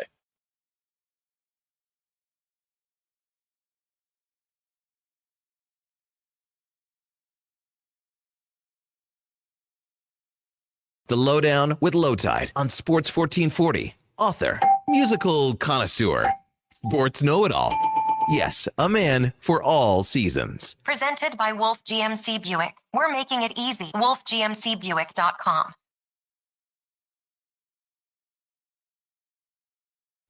Lowdown with Lowetide on Sports 1440 for Wolf GMC Buick. Family owned and community driven. We're making it easy. Visit wolfgmcbuick.com. We are joined now by Jason Krueger. Jason Krueger show coming up at 2 o'clock today. How was your weekend, sir? Did you enjoy that Grey Cup? It's a good game, Al. Yeah. I have, amongst my buddies, we have a square game for the Grey Cup that we've played for years. And I've never won, but I won yesterday. Not only halftime, but also the final score. So it was a big win that basically gets me to break even over 15 years. So that's nice. So now that you're going to be putting on a new deck or buying a couple more acres, right? Thankfully, I don't need a deck. But, some Christmas shopping now. There you go. Not a bad idea. Not a bad idea at all. All right. Let's get to the Edmonton Oilers. They win in overtime against Carolina. Some good indicators there. I thought Stuart Skinner played well. Obviously, Zach Hyman had a major impact. Yeah, Hyman came in and, looked like playoff Hyman. Was hitting everything, was physical, played 23 minutes. And, I thought that, cardio wouldn't be an issue. I've seen him. I've talked to him. He's been skating lots here. It's just, it was a wrist injury. So they're just waiting. And you know what? I think he really wanted to test himself to say, hey, I can handle the physical stuff. And obviously he could. And, it's much needed. It wasn't a perfect game again by the Oilers, but, they get off to a lead and relinquish a 2-0 lead again. So that's something that they eventually got to figure out. But, they played better. Their top guys are playing better out. Like, let's just, in the month of November, their best players are being their best players. And that helps. And now I think the next quarter of the season is about the depth guys starting to show up. Yeah. Third and fourth line guys, are there, not to pick on anybody, so let's go the other way. Anybody in that group impressed you enough to feel like they could, contribute every night once Nuge gets back? Well, I've actually liked Adam Henrique's game. I know, if you look at the goal totals, you're not going to like it, but he's been really good on the penalty kill and the face-off. And, 5-on-5, I think he's been fine. You know what? I think, like, when Nuge comes back, I'm going to be interested to see what the lines are and where they run. I think Mangiapane's better suited realistically as a third-line guy. I know his salary doesn't necessarily say that, but, but salary, whatever. Him and Roslovic, they kind of switch. Like, Roslovic right now is giving you way more than what his salary would indicate. I think Frederick started awfully. I think his last 6-7 games, he's been better. Still not perfect, but at least better. It's hard now when you're only playing 8 or 9 minutes. So I think the coaches, the TOI illustrates that they still need more from Frederick. Like, you gotta, if Hyman can hit that much, like, just figure out how to weigh. We saw it in the game against Vancouver and a few other games, but he just needs to do more. Stir the pot a little bit. Get engaged. You don't need to fight a guy especially the heavyweight. Like, you don't need to, oh, look at me, I fought a heavyweight. How about hitting somebody who's a non-heavyweight? Like, that'll be more effective. Let's call a spade here. Henrique, Mangiapane I think is a third line guy. He can probably help you out. He just my concern has come playoff time with him out because he just doesn't win a lot of battles in the regular season. Yeah. So I'm leery about if he can win any in the playoffs. Yeah, that's fair. A lot of fans are frustrated with Trent Frederick, and there's a group who have texted me today insisting that Connor Clattenburg is the recall. I disagree. He's a rookie pro just out of the OHL, and he's got a lot to learn, like every young player does in the American Hockey League. Your thoughts on a Clattenburg recall during this season? I could see it at some point, Al, but I think people need to realize. Like, I saw a pot, Clattenburg's got to come up, and they need him to fight. I said, so wait a second. I said, and most of the people who call on players to fight wouldn't fight their shadow. So let's call a spade here. I'm never going to ask somebody to fight. Okay? It takes a lot of courage to fight, and especially a 20-year-old rookie. Yeah. Like, good for Clattenburg to play the style he's played, right? He plays an aggressive style. He gets in your face, and that's awesome, and he's fighting, and God love him. I wouldn't wish that on anybody. It's a hard job to do. Maybe he likes it or he understands, hey, if I'm going to get to the NHL, I got to be an energy player. And you know what? That's a good thing to recognize that there's a niche because there's not a lot of guys in the league that do it, but you still got to be able to play because eventually someone just says, well, I'm not fighting you. Well, then what do you do, right? So I'm not going to call up Clattenburg and think that he's suddenly the answer. And I get that people are frustrated. You can be frustrated with Frederick, but you also don't have to come with ridiculous claims that, oh, my God, he's never going to be good. 2 years ago, everybody thought Connor Brown was the worst signing in the history of mankind. And then what happened in the second half of the year? He got better because he, now got healthy, whatever, confidence, all sorts of different reasons, right? And then he played really well. And then everyone was like, God, I really miss Connor Brown. So, you know what? Year to year, outside of McDavid and Draisaitl and superstars around the league, lots of other guys go up and down. Right? It's just how it is. Because if you're consistent all the time, well, then eventually you become a really good player. So Frederick can play better than he has. I expect him eventually to play better than he has, but right now he's not. And guess what? The coaches sent a message here. I just look at time on ice. Yeah. It's an easy one for me. He's playing 10 minutes a night. The coach isn't happy with him. But to sit there and say the organization, oh, you're going to trade him, be realistic. My God. Yeah, it's a long contract, and obviously they signed him for a reason, and they still like him.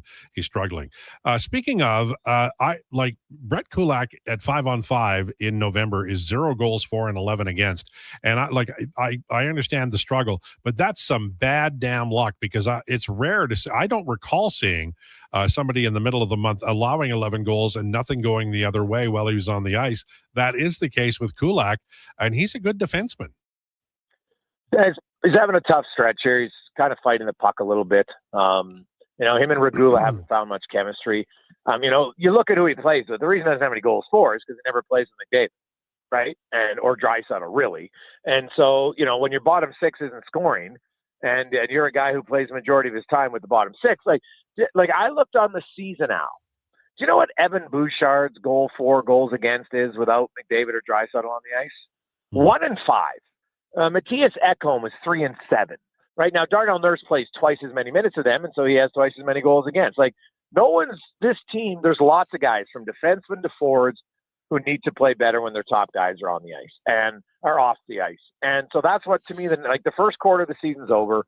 Now we enter tonight starts the second quarter. They need their bottom guys. I don't care if it's your top pair defenseman. I don't care if it's your second pair defense, your third, who's ever playing with their bottom six. Everybody needs to be better when they're out in groups of 5 because they haven't been remotely good enough. Jason Krueger, our guest, he'll be on the radio at 2:00 today on Sports 1440. I thought Stuart Skinner played well on Sunday. I'm not going to say he won the game or robbed the Hurricanes, but I thought he played well and should get credit for that. His last 3 games have had no issue with him, Al. Right? Stuart Skinner, you got to get past save percentage sometimes. There's more to that. Stuart Skinner's, his goal saved above expected is positive. It's what you want from your goalie. I think he's 24th or something in the NHL, and he's 38th highest paid goalie. So I would say he's playing better than what you'd expect. I always kind of chuckle when I hear people talk about Stuart Skinner. They tell you that he's not very good, but then they're mad that he's not very good. Well, you can't have both. If you don't think he's an elite goalie, I don't think he's an elite goalie. I don't expect him to be an elite goalie. But he's had some good games. I thought he was better than the goalie at the other end of the ice last game. And you look at his last 3 wins, he's come up with huge saves at key times in the game that allowed them to win, especially in overtime. So I think Stuart Skinner's games lately, Stuart Skinner's not the problem. Calvin Pickard right now is horrendous. Yeah. And when he plays, it's really hard to win. And so he's got to play better. The team's got to play better when Pickard's in net, but Pickard's got to do something. Like he has not had I'm not sure he's had one good game, really consistent game all year long. So I look at him and he's just got to find a way to be better. And with that, on the weekend, Connor Ingram played a pretty darn good game. Now he's like, I'm not suggesting this is a soon recall or anything like that. And they may end up making a deal for a backup goaltender here in the interim. But what are your thoughts on Ingram now that he's settled in there? He's played a few games. It felt like on the weekend that he had his footing and he played well. And so that's a possibility, or do you think that's a long shot for this year? Well, it's one game. So up until that point, he hadn't played well, right? So let's give him 4, 5, 6 consecutive starts. And if that happens, then I think you can consider it. Like there's a lot at play here with Connor Ingram. It's not just on the ice, and he's talked about it. He's obviously had some mental health challenges, and so you come to Edmonton. That's a totally different scenario than playing in Bakersfield, right? There's way more eyes on you. There's lots of things. How is he going to deal with it? I have no idea how he would deal with it, but you acquired him to see how he would adapt. And, didn't start very well in the minors, which is understandable. He hadn't played in a long time. And last game was his best game. So that's a good sign. But I need to see more. You know what? Like Pickard is going to play what? He'll probably play, he's going to play one of the next 2 games. Not playing tonight, but I don't think they're going to go back-to-back for Skinner. Although they could, I don't think the travel's that terrible. But you'll probably play him in one of those 2 games. And then they'll come home and they got some time where you don't really need to play Pickard that often if you don't want to, right? It's not like Stuart Skinner's being overly taxed by any stretch of imagination. So, you can be patient, say, hey, Pickard might play us 2 more games, maybe 3 the rest of the month. And, that gives Ingram an opportunity, maybe make 3 or 4 more starts. And, if he gets to a situation where we see 3 or 4, 5 consecutive starts where he plays solid, not great, just solid, I think then it becomes a possibility. I watched the Grey Cup beginning to end, so I didn't see a lot of NFL action. It looks like the Chiefs are a team that are kind of in the middle of something. They're 5-5. There's a lot in their division, teams in their division who are playing better. And I wonder about the Chiefs this year, Jason. Oh yeah, they're tough, Al. Because Denver's great. Yeah. The Chargers had a tough loss on the weekend, didn't look good, but like the Chiefs, I looked at that game and you look at Pat Mahomes was a little off. Mm-hmm. He had receivers, especially in the first quarter, guys deep that were behind the defense and they didn't hit him. And so I'm curious to see, like, there was lots of numbers in that game that would suggest the Chiefs are right. But yeah, they probably have to win, I think, 5 of the remaining 7 games to get in, right? Because they're 5-5. So that you get to 10-7, you probably got a really good chance. It's a fun year in the NFL because some of the teams that are like New England is like, I think 9-2. Oh yeah. It feels like middle of the season, look at the Atlantic Division of the NHL. It can change in a heartbeat, but right now it feels like there is a little bit of changing of the guard in the NFL, especially the AFC. Well, in the regular season, right? Yeah. Like you look at New England and who they've played. Right. So I'm still not sold yet on the Patriots. And, they've had a few good wins. Great. And Drake May's played really well. But, am I sold that come playoff time, they're going to beat the Bills and the Chiefs? Maybe they only have to beat one of them. So that's a good sign. But yeah, I'm not yet ready to say it's a change in the guard. Kind of like in the NHL when Celebrini and all these guys look good. And then McDavid's like, I'll just get 16 points in my last 8 games and say, let's calm the talk about that. But it is, in the NFL, there's a few really good teams record wise. And then a lot of kind of like, well, who are they? Right. And like the Detroit Lions from one week to the next, you're like, geez, how good are they? Like Seattle looked great until yesterday. And then, Sam Darnold for one game looked terrible. Now, because his last terrible game came in the playoffs, I understand people are going to be like, can Sam Darnold get it done when it matters?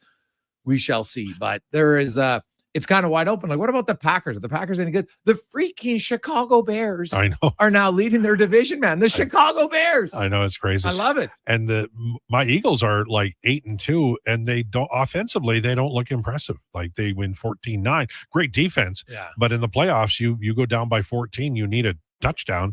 Maybe they don't have that gear. Yeah, I wonder what's going on there. Something just seems to be out. Well, you watch them closer than I do. Just out of sync from Brown to Hurts. Like something's just not there. And it's on the back of a Super Bowl win, and maybe they're sleepwalking. But the funny thing is, there's concerns, but they've won 8 games, so it's a pretty good. Not that concerned. It's a pretty good position to be in. All right, what's coming up on the show today? Well, Woodley will be by. We're going to talk goaltenders, of course, the Oilers on the road. And, hey, they're playing the hottest goalie in the league on Wednesday night in Washington, so that should be in Logan Thompson. But we'll talk about Ellis. I don't know much about Ellis, who's starting in goal tonight for Buffalo, so Woodley will be by for that. We'll talk a little bit of Skinner. Kind of what does he see wrong in Pickard's game? Like, what are we seeing wrong here? Now, I know Kevin was on the show last year and talked a lot about how, Pickard's numbers were okay. Like his public numbers, just save percentage look good. And everybody looks at wins, and hey, wins are important.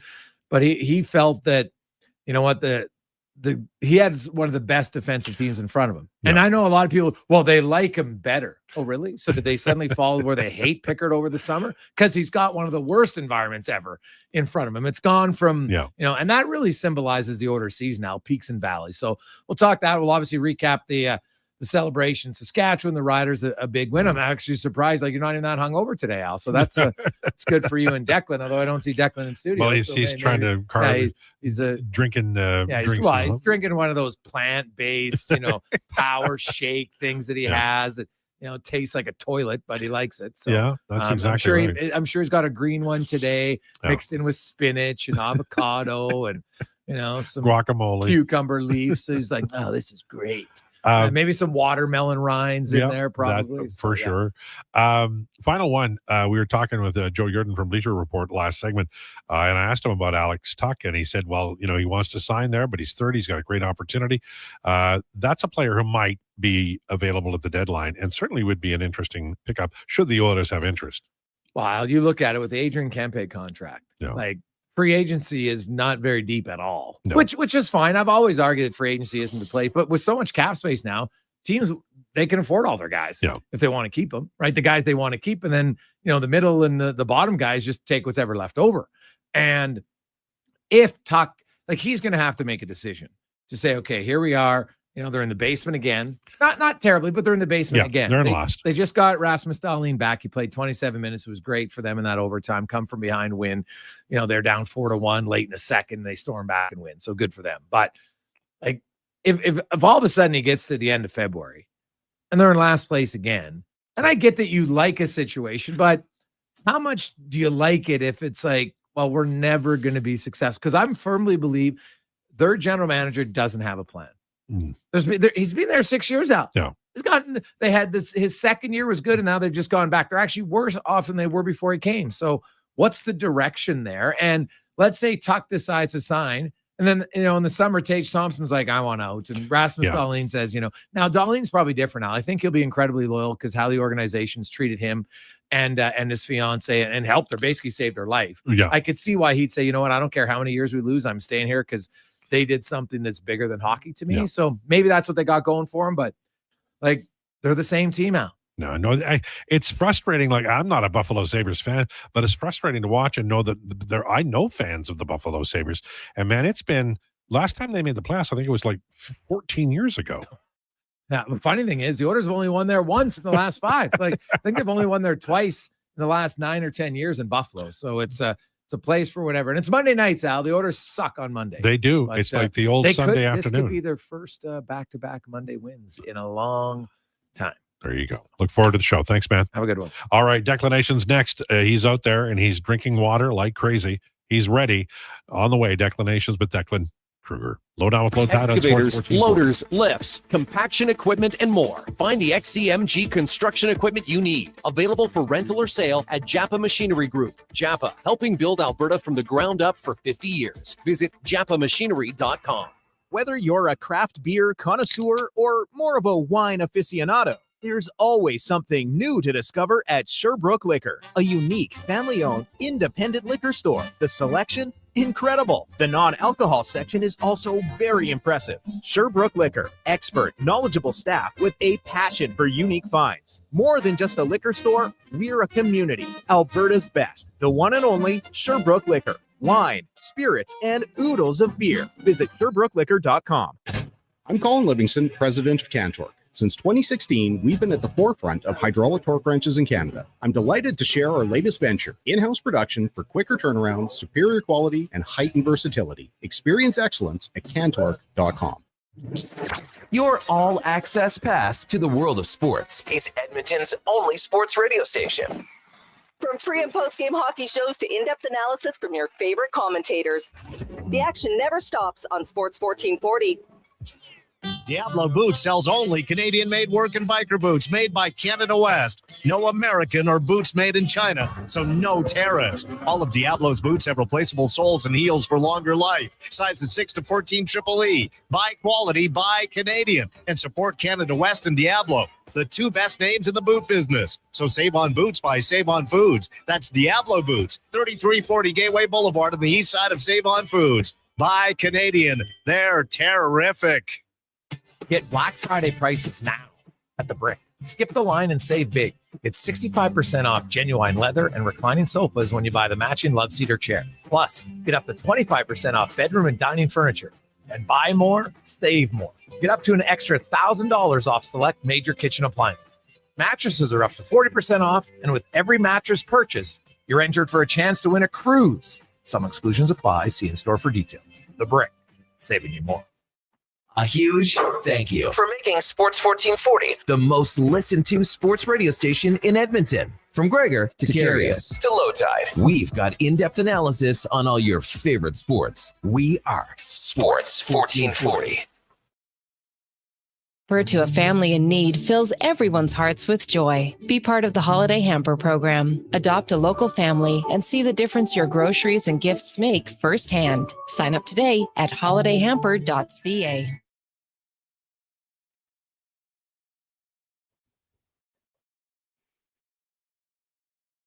From high sticking to breaking down the middle.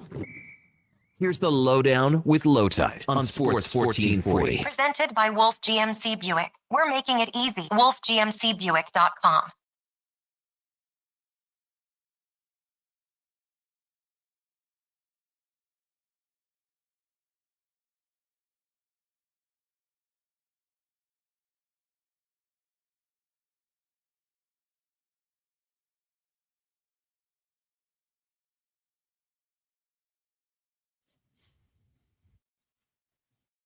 It's the Lowdown on Sports 1440 for Wolf GMC Buick. Family owned, community driven. We're making it easy. Visit wolfgmcbuick.com. When does F1 the movie come out? Is that Brad Pitt? It's been out. How long has it been out? It came out, I believe, the weekend before Canada Day, because when we did the free agent frenzy, we finished. I went upstairs and I watched it, and then I went to bed at 7 a.m. I like to wait a few years. The last movie I watched with Brad Pitt in it was World War Z. Yeah, which was very good. What year was that from? Oh, it was 2011, 2012. Okay. So I'll get to this movie about 2035. Well, why don't you watch Fury next? I don't want to. It's a World War II movie. He's the captain of a tank. Oh, I don't want to watch the good ones in a row. I might change my opinion. It is time for Declinations, brought to you by Elks Nation. 2 weekly podcasts with Eddie Steele and Declan Krueger breaking down the green and gold, the most in-depth Double E football coverage. And they promised me we are going to talk draft this winter, so I can read it when I go see Elks Nation. Love it on YouTube and anywhere you get your podcasts. Recorded an episode this morning, little Grey Cup recap. We talked about what the Elks have to do to get to the game next year. It was a good episode. Did Eddie did his push-ups. And was Eddie like animated because of all the plays? Does he get up and show what happens? And yeah, so that. I'm glad you asked. That is a statement, and that is a staple of Elks 101 Steals Reels. We have access to all the footage that the CFL and that TSN use, but we only have it for the Elks. Right. So we we restricted to the Elks. Yeah. So he had to kind of make the movements on the show today. There have been a couple times where he's gotten up. No. Generally, it generally comes. One that got him really animated was when Edmonton was playing. I forget who they were playing. Maybe it was. There's only 8 other teams. Anyway, someone twisted on the defensive line, and the guard got his feet caught completely under him, and then just got bull rushed. And Eddie was like, "Stop it here! Stop it here!" And he got up and he's like, "This is despicable." And it was, to his credit, like it was one of the worst plays by an offensive lineman I've seen surely all season, quite frankly, in a long time. But that got him pretty fired. Was he pretty pissed at the center or whoever he was? Yeah, it was the guard. He was pretty pissed at the guard. And honestly, it was Gregor McKellar, and he had obviously fallen into a backup role for Carter O'Donnell when Carter O'Donnell joined the team, and Carter was out with injury for this play, and Gregor was in, and he just got blendered. It was so bad. Like if I'm not saying this about you, but just like anyone who knows like football knows how bad of a play this was. Like it was crazy. Yeah, there's a lot along that line that most people don't, and certainly me, don't know about, that is vitally important. Thinking about it, it's making me laugh. So Declinations was a big MMA weekend. It was huge. UFC 322 this past weekend. 2 double champ status fights on this one in the women's flyweight division. Zhang Weili coming up from the strawweight division, trying to win a second title at flyweight. She fought Valentina Shevchenko, the champion. And this was a fight where you were like, oh boy, do weight classes ever matter? Because Zhang Weili she is a very crisp striker, and she is very calculated. And she is a girl. She's not a big 115er, but she's strong. And she really ragdolls girls at that weight class. And she has such a speed and power advantage over everybody, it seems. And a lot of people thought, that mixed with the skill set she has was going to translate. And Valentina hadn't looked great her last, little while, and obviously had those 3 fights with Alexa Grasso where she drew 1 and lost 1. But Valentina went out there and proved that weight classes exist for a reason. She ragdolled Zhang Weili. She took her down whenever she wanted. She held her down whenever she wanted. She didn't advance position too much, but for the purpose of continuity, she advanced position when she wanted. Like it was just her world on the ground. And Zhang Weili, like I said, she's very strong, very skillful, but she got 50-45, and it was one of the clearest 50-45s you've ever seen. And Zhang Weili, another thing that's worth noting, these were the number 1 and number 2 pound for pound women's fighters in the world. And so there was a lot of hype going behind this one. Obviously, it was, a marquee part of this card. It was the 2 double champ fights. And Zhang Weili just went out there, and her loss proved weight classes exist for a reason. And I say proved because in the main event, Islam Makhachev was jumping up a weight class 15 pounds from lightweight to welterweight, 155 to 170. And Islam is a big 155er. Like he's a really strong 155er. He's got a big frame. He went in there and he honestly looked bigger to me than Jack Della Maddalena, who was the champion at 170, the champion, the division up. And a similar story, what Valentina did to Zhang Weili, Islam just ragdolled him. Like he took the champion and took him down whenever he wanted. He held him down whenever he wanted. It's not that there were really too many striking exchanges. I mean, Jack has the edge. He's a better striker, but Islam looked competent in there. But the story of the fight was really the ground game. Like when Islam was able to get a hold of him, his first takedown was beautiful. He caught the leg, got his head to the outside, swiveled his hips, and it was a inside leg trip, and just got Jack right on his butt, got on top of him. Jack couldn't do anything. And like Jack Della Maddalena, like he was the champion at 170. And again, Jack Della Maddalena, it's not like he's some credentialed ground fighter, and we saw the struggles he had against Durinho, but he was the champion, and Islam made them look worlds apart. The betting line suggested it was going to be Islam Makhachev's fight to lose. The fight certainly reflected that. Like Jack Della Maddalena's face, I wish I had a picture of him here, Lowetide, because he looked so dejected going into the 5th round. Like he started the fight kind of as all fighters do. They have that intense look on their face, like they're ready to fight. They're ready to go out there and prove that you're the better man. And he, by the end of the fight, he looked like he wanted to cry. He was grimacing. Here, I think I actually have a picture of his face here. I can maybe show you if I can get my computer turned around. Hold on here. See that? That was his face to start round 5. Like, doesn't he look like he was about to cry? He looks like he didn't get any cherries in the fruit cocktail is what happened there. And it's just such a credit to what Islam Makhachev is as a fighter. Like Islam Makhachev is a guy who kind of does this to everybody. And his style is so hard to prepare for. And Joe Rogan, who I actually think has fallen off a cliff as a commentator, he does say it best, and I give him this credit. Like, you can't train to offset what Islam Makhachev has been doing his whole life. Like, he's been training in the mountains of Dagestan, just doing Sambo his whole life, and just holding you down and ragdolling you and making it uncomfortable and knowing exactly what you want to do and offsetting that, because he's had a lifetime of doing it. Like, you just can't prepare for that. And you can't prepare for that when you're a striker. And this is the other thing, because I do want to throw it to Josh and Sam, because I do believe he they could both walk watched into the fight. Kill Bill and nobody he could touch him. I mean, weight classes still do exist for a reason. Like, I don't think he could win the 85 title against Hamzat ever. I think Hamzat's just way too big, and they have a similar style. He's obviously too small for 205. But here's the other thing about, because a lot of people want the Ilia Topuria, who's the featherweight champion, vacated that belt, became the lightweight champion. They want that fight. They want Ilia versus Islam.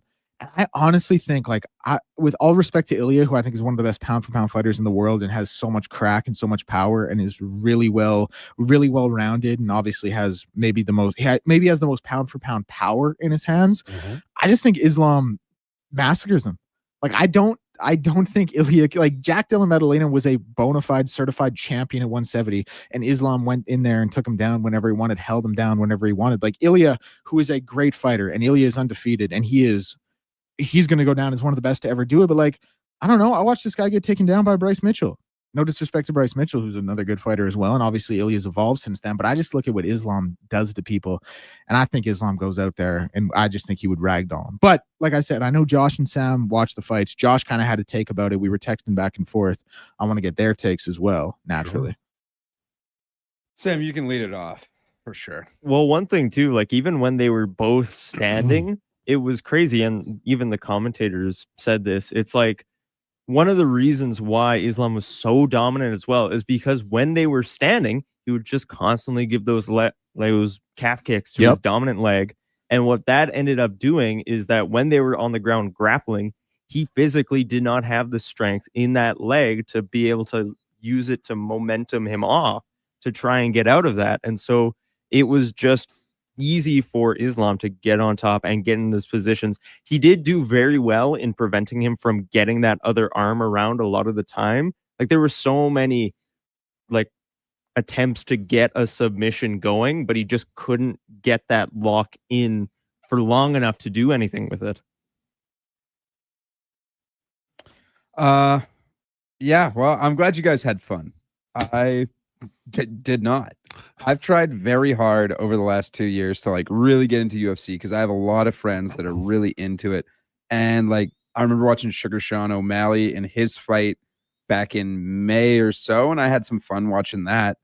But I had two thoughts for this whole thing, which was, one, if Islam Makhachev gave me a kick to the calf at 1% of his power, for sure my Achilles is splitting into a million different pieces. That guy is so strong. The other thing was, I was like, this is boring. I watched two grown men lay on top of each other for 25 minutes, and Declan was like, this is high level grappling. And I was like, I get it. I've had grappling explained to me many, many, many times by Declan, by lots of my friends who have taken mixed martial arts and fight semi professionally and things of the such. I'm just watching. I'm like, this is not entertaining to me. Like, there's just not enough happening that's big. Makhachev had some incredible takedowns. The one that sticks out to me the most is his one in the first, where he grabs the leg of how do you pronounce this Australian mate's name again? Jack Della Maddalena. Jack. So he catches Jack's leg and he stares at him for almost like a full 5 seconds, and then he just picks him up and throws him down. I was like, oh my God. And there's a couple times he folded him like an accordion. I was like, this is something. And he never tapped. So I just watched 25 minutes of these guys rolling around on the floor together. Do you prefer boxing? I do, because I think there's a little more. Yeah, I do too. Not that there's a little more action involved or anything, but there's something that I can look at and be like, yes, things are. You see the damage. Yeah, you can see the damage. You see what's happening. I do think that, like, grappling is the defense of MMA, where, like, unless you are really into it, it's not something you want to see. I think from a boxing point of view, I'm old, so I prefer boxing because I'm more familiar with it. But I have tried to get into MMA, and I love the athleticism of it and the uniqueness of it. There's so many different ways to be aggressive, but you're right. There are times when nothing's happening, and because it's such a fast sport normally, when nothing's happening like that, it does tend to drag. Sorry, I interrupted you. No, I was just going to say, like, I think Josh makes a great point because this is a fight. And I don't think Josh would view this comment as disparaging or, rude or anything. Like, I think you are, kind of a more casual fan. I am a more casual fan. Right. And I think that when, the UFC, like an event like this is kind of pitched as this huge card and it's Islam going up for history, a chance to become the 11th double champion, and it's a 15-pound jump and he's such a dominant wrestler, and you got a striker in JDM and it's built this way, then all of a sudden you get 25 minutes of wrestling. I think like when you go in expecting fireworks and you get this, which, to my credit, it was a dominant display. I appreciated the control Islam displayed. I appreciated all the intricate little movements. He was one step ahead of Jack on. Like, I can appreciate that because I appreciate, sambo and jiu-jitsu and wrestling and the ground position. But if you're someone who, has 10 people telling you this is going to be an all-time card, this is historic, and then you get a fight like that, I certainly understand Josh's point about it not being the most exciting. I think Bud Crawford Canelo was probably that way for some people as well. That being a boxing match, of course. Yeah, what always impressed me about MMA is how the tools that are available, the weaponry that is available is completely varied compared to boxing, and to me that makes it more exciting and more damaging at times when an opportunity is taken advantage of. But I do agree with what you said, Declan, in that there's a lot of nuance to that sport I will never get. I just won't, and that's okay as long as there's a lot of things going on. But in this particular case, it sounds like it was about the best suited. Those are diehard fans of MMA. Yeah, and I'll say this as well about the card. Like, if you were a casual or are a more casual fan, you were spoiled to start the card because first round knockout, 16 seconds on the first fight of the pay-per-view. The second fight was a second round knockout that was just a pure flatline from a straight left hand. And then the third fight of the pay-per-view also had a knockout in the first round. So that's nice. Like, if you're looking for excitement, you got it. But I get where Josh is coming from for sure. All right, it's 154, Triple C in a truck. LT, so true. The ratio of cherries to fruit cocktail is always disappointing. Has been forever. There's nothing you can do about that. All right, so tomorrow is Tuesday.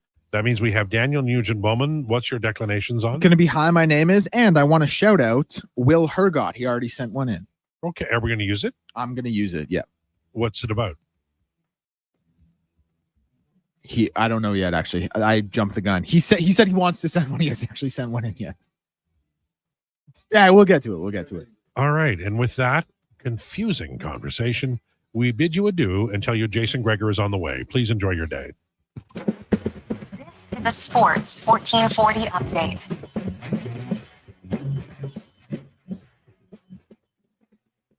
Brought to you by Local Quality Market. Your fridge just got an upgrade. Over 200 chef-prepared gourmet meals waiting at Local Quality Market. Shop local at loca.ca. Oilers continue their road trip tonight as they take on the Sabres. Puck drop at 5 p.m. with three-game coverage getting started at 4 p.m.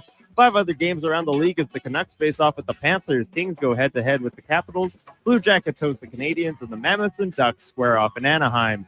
Week 11 in the NFL wrapping up tonight as the Raiders host the Cowboys. Kickoff at 6:15. And off the field, Falcons quarterback Michael Penix Jr. may be out with a season-ending injury. However, Penix is looking for a second opinion. Raptors at home tonight as the Hornets come to Scotiabank Arena. Tip-off at 5:30. 7 more games around the association with the Clippers taking on the Sixers, with Paul George making his season debut. Pistons host the Pacers. Bucks and Cavs go head-to-head in Cleveland. Knicks and Heat squaring off in Miami. Mavs head to Minnesota. And the Bulls and Nuggets wrapping things up. Coming up next on Sports 1440, it's the Jason Gregor Show here on Sports 1440. And this has been your Sports 1440 update with Sam Wilness.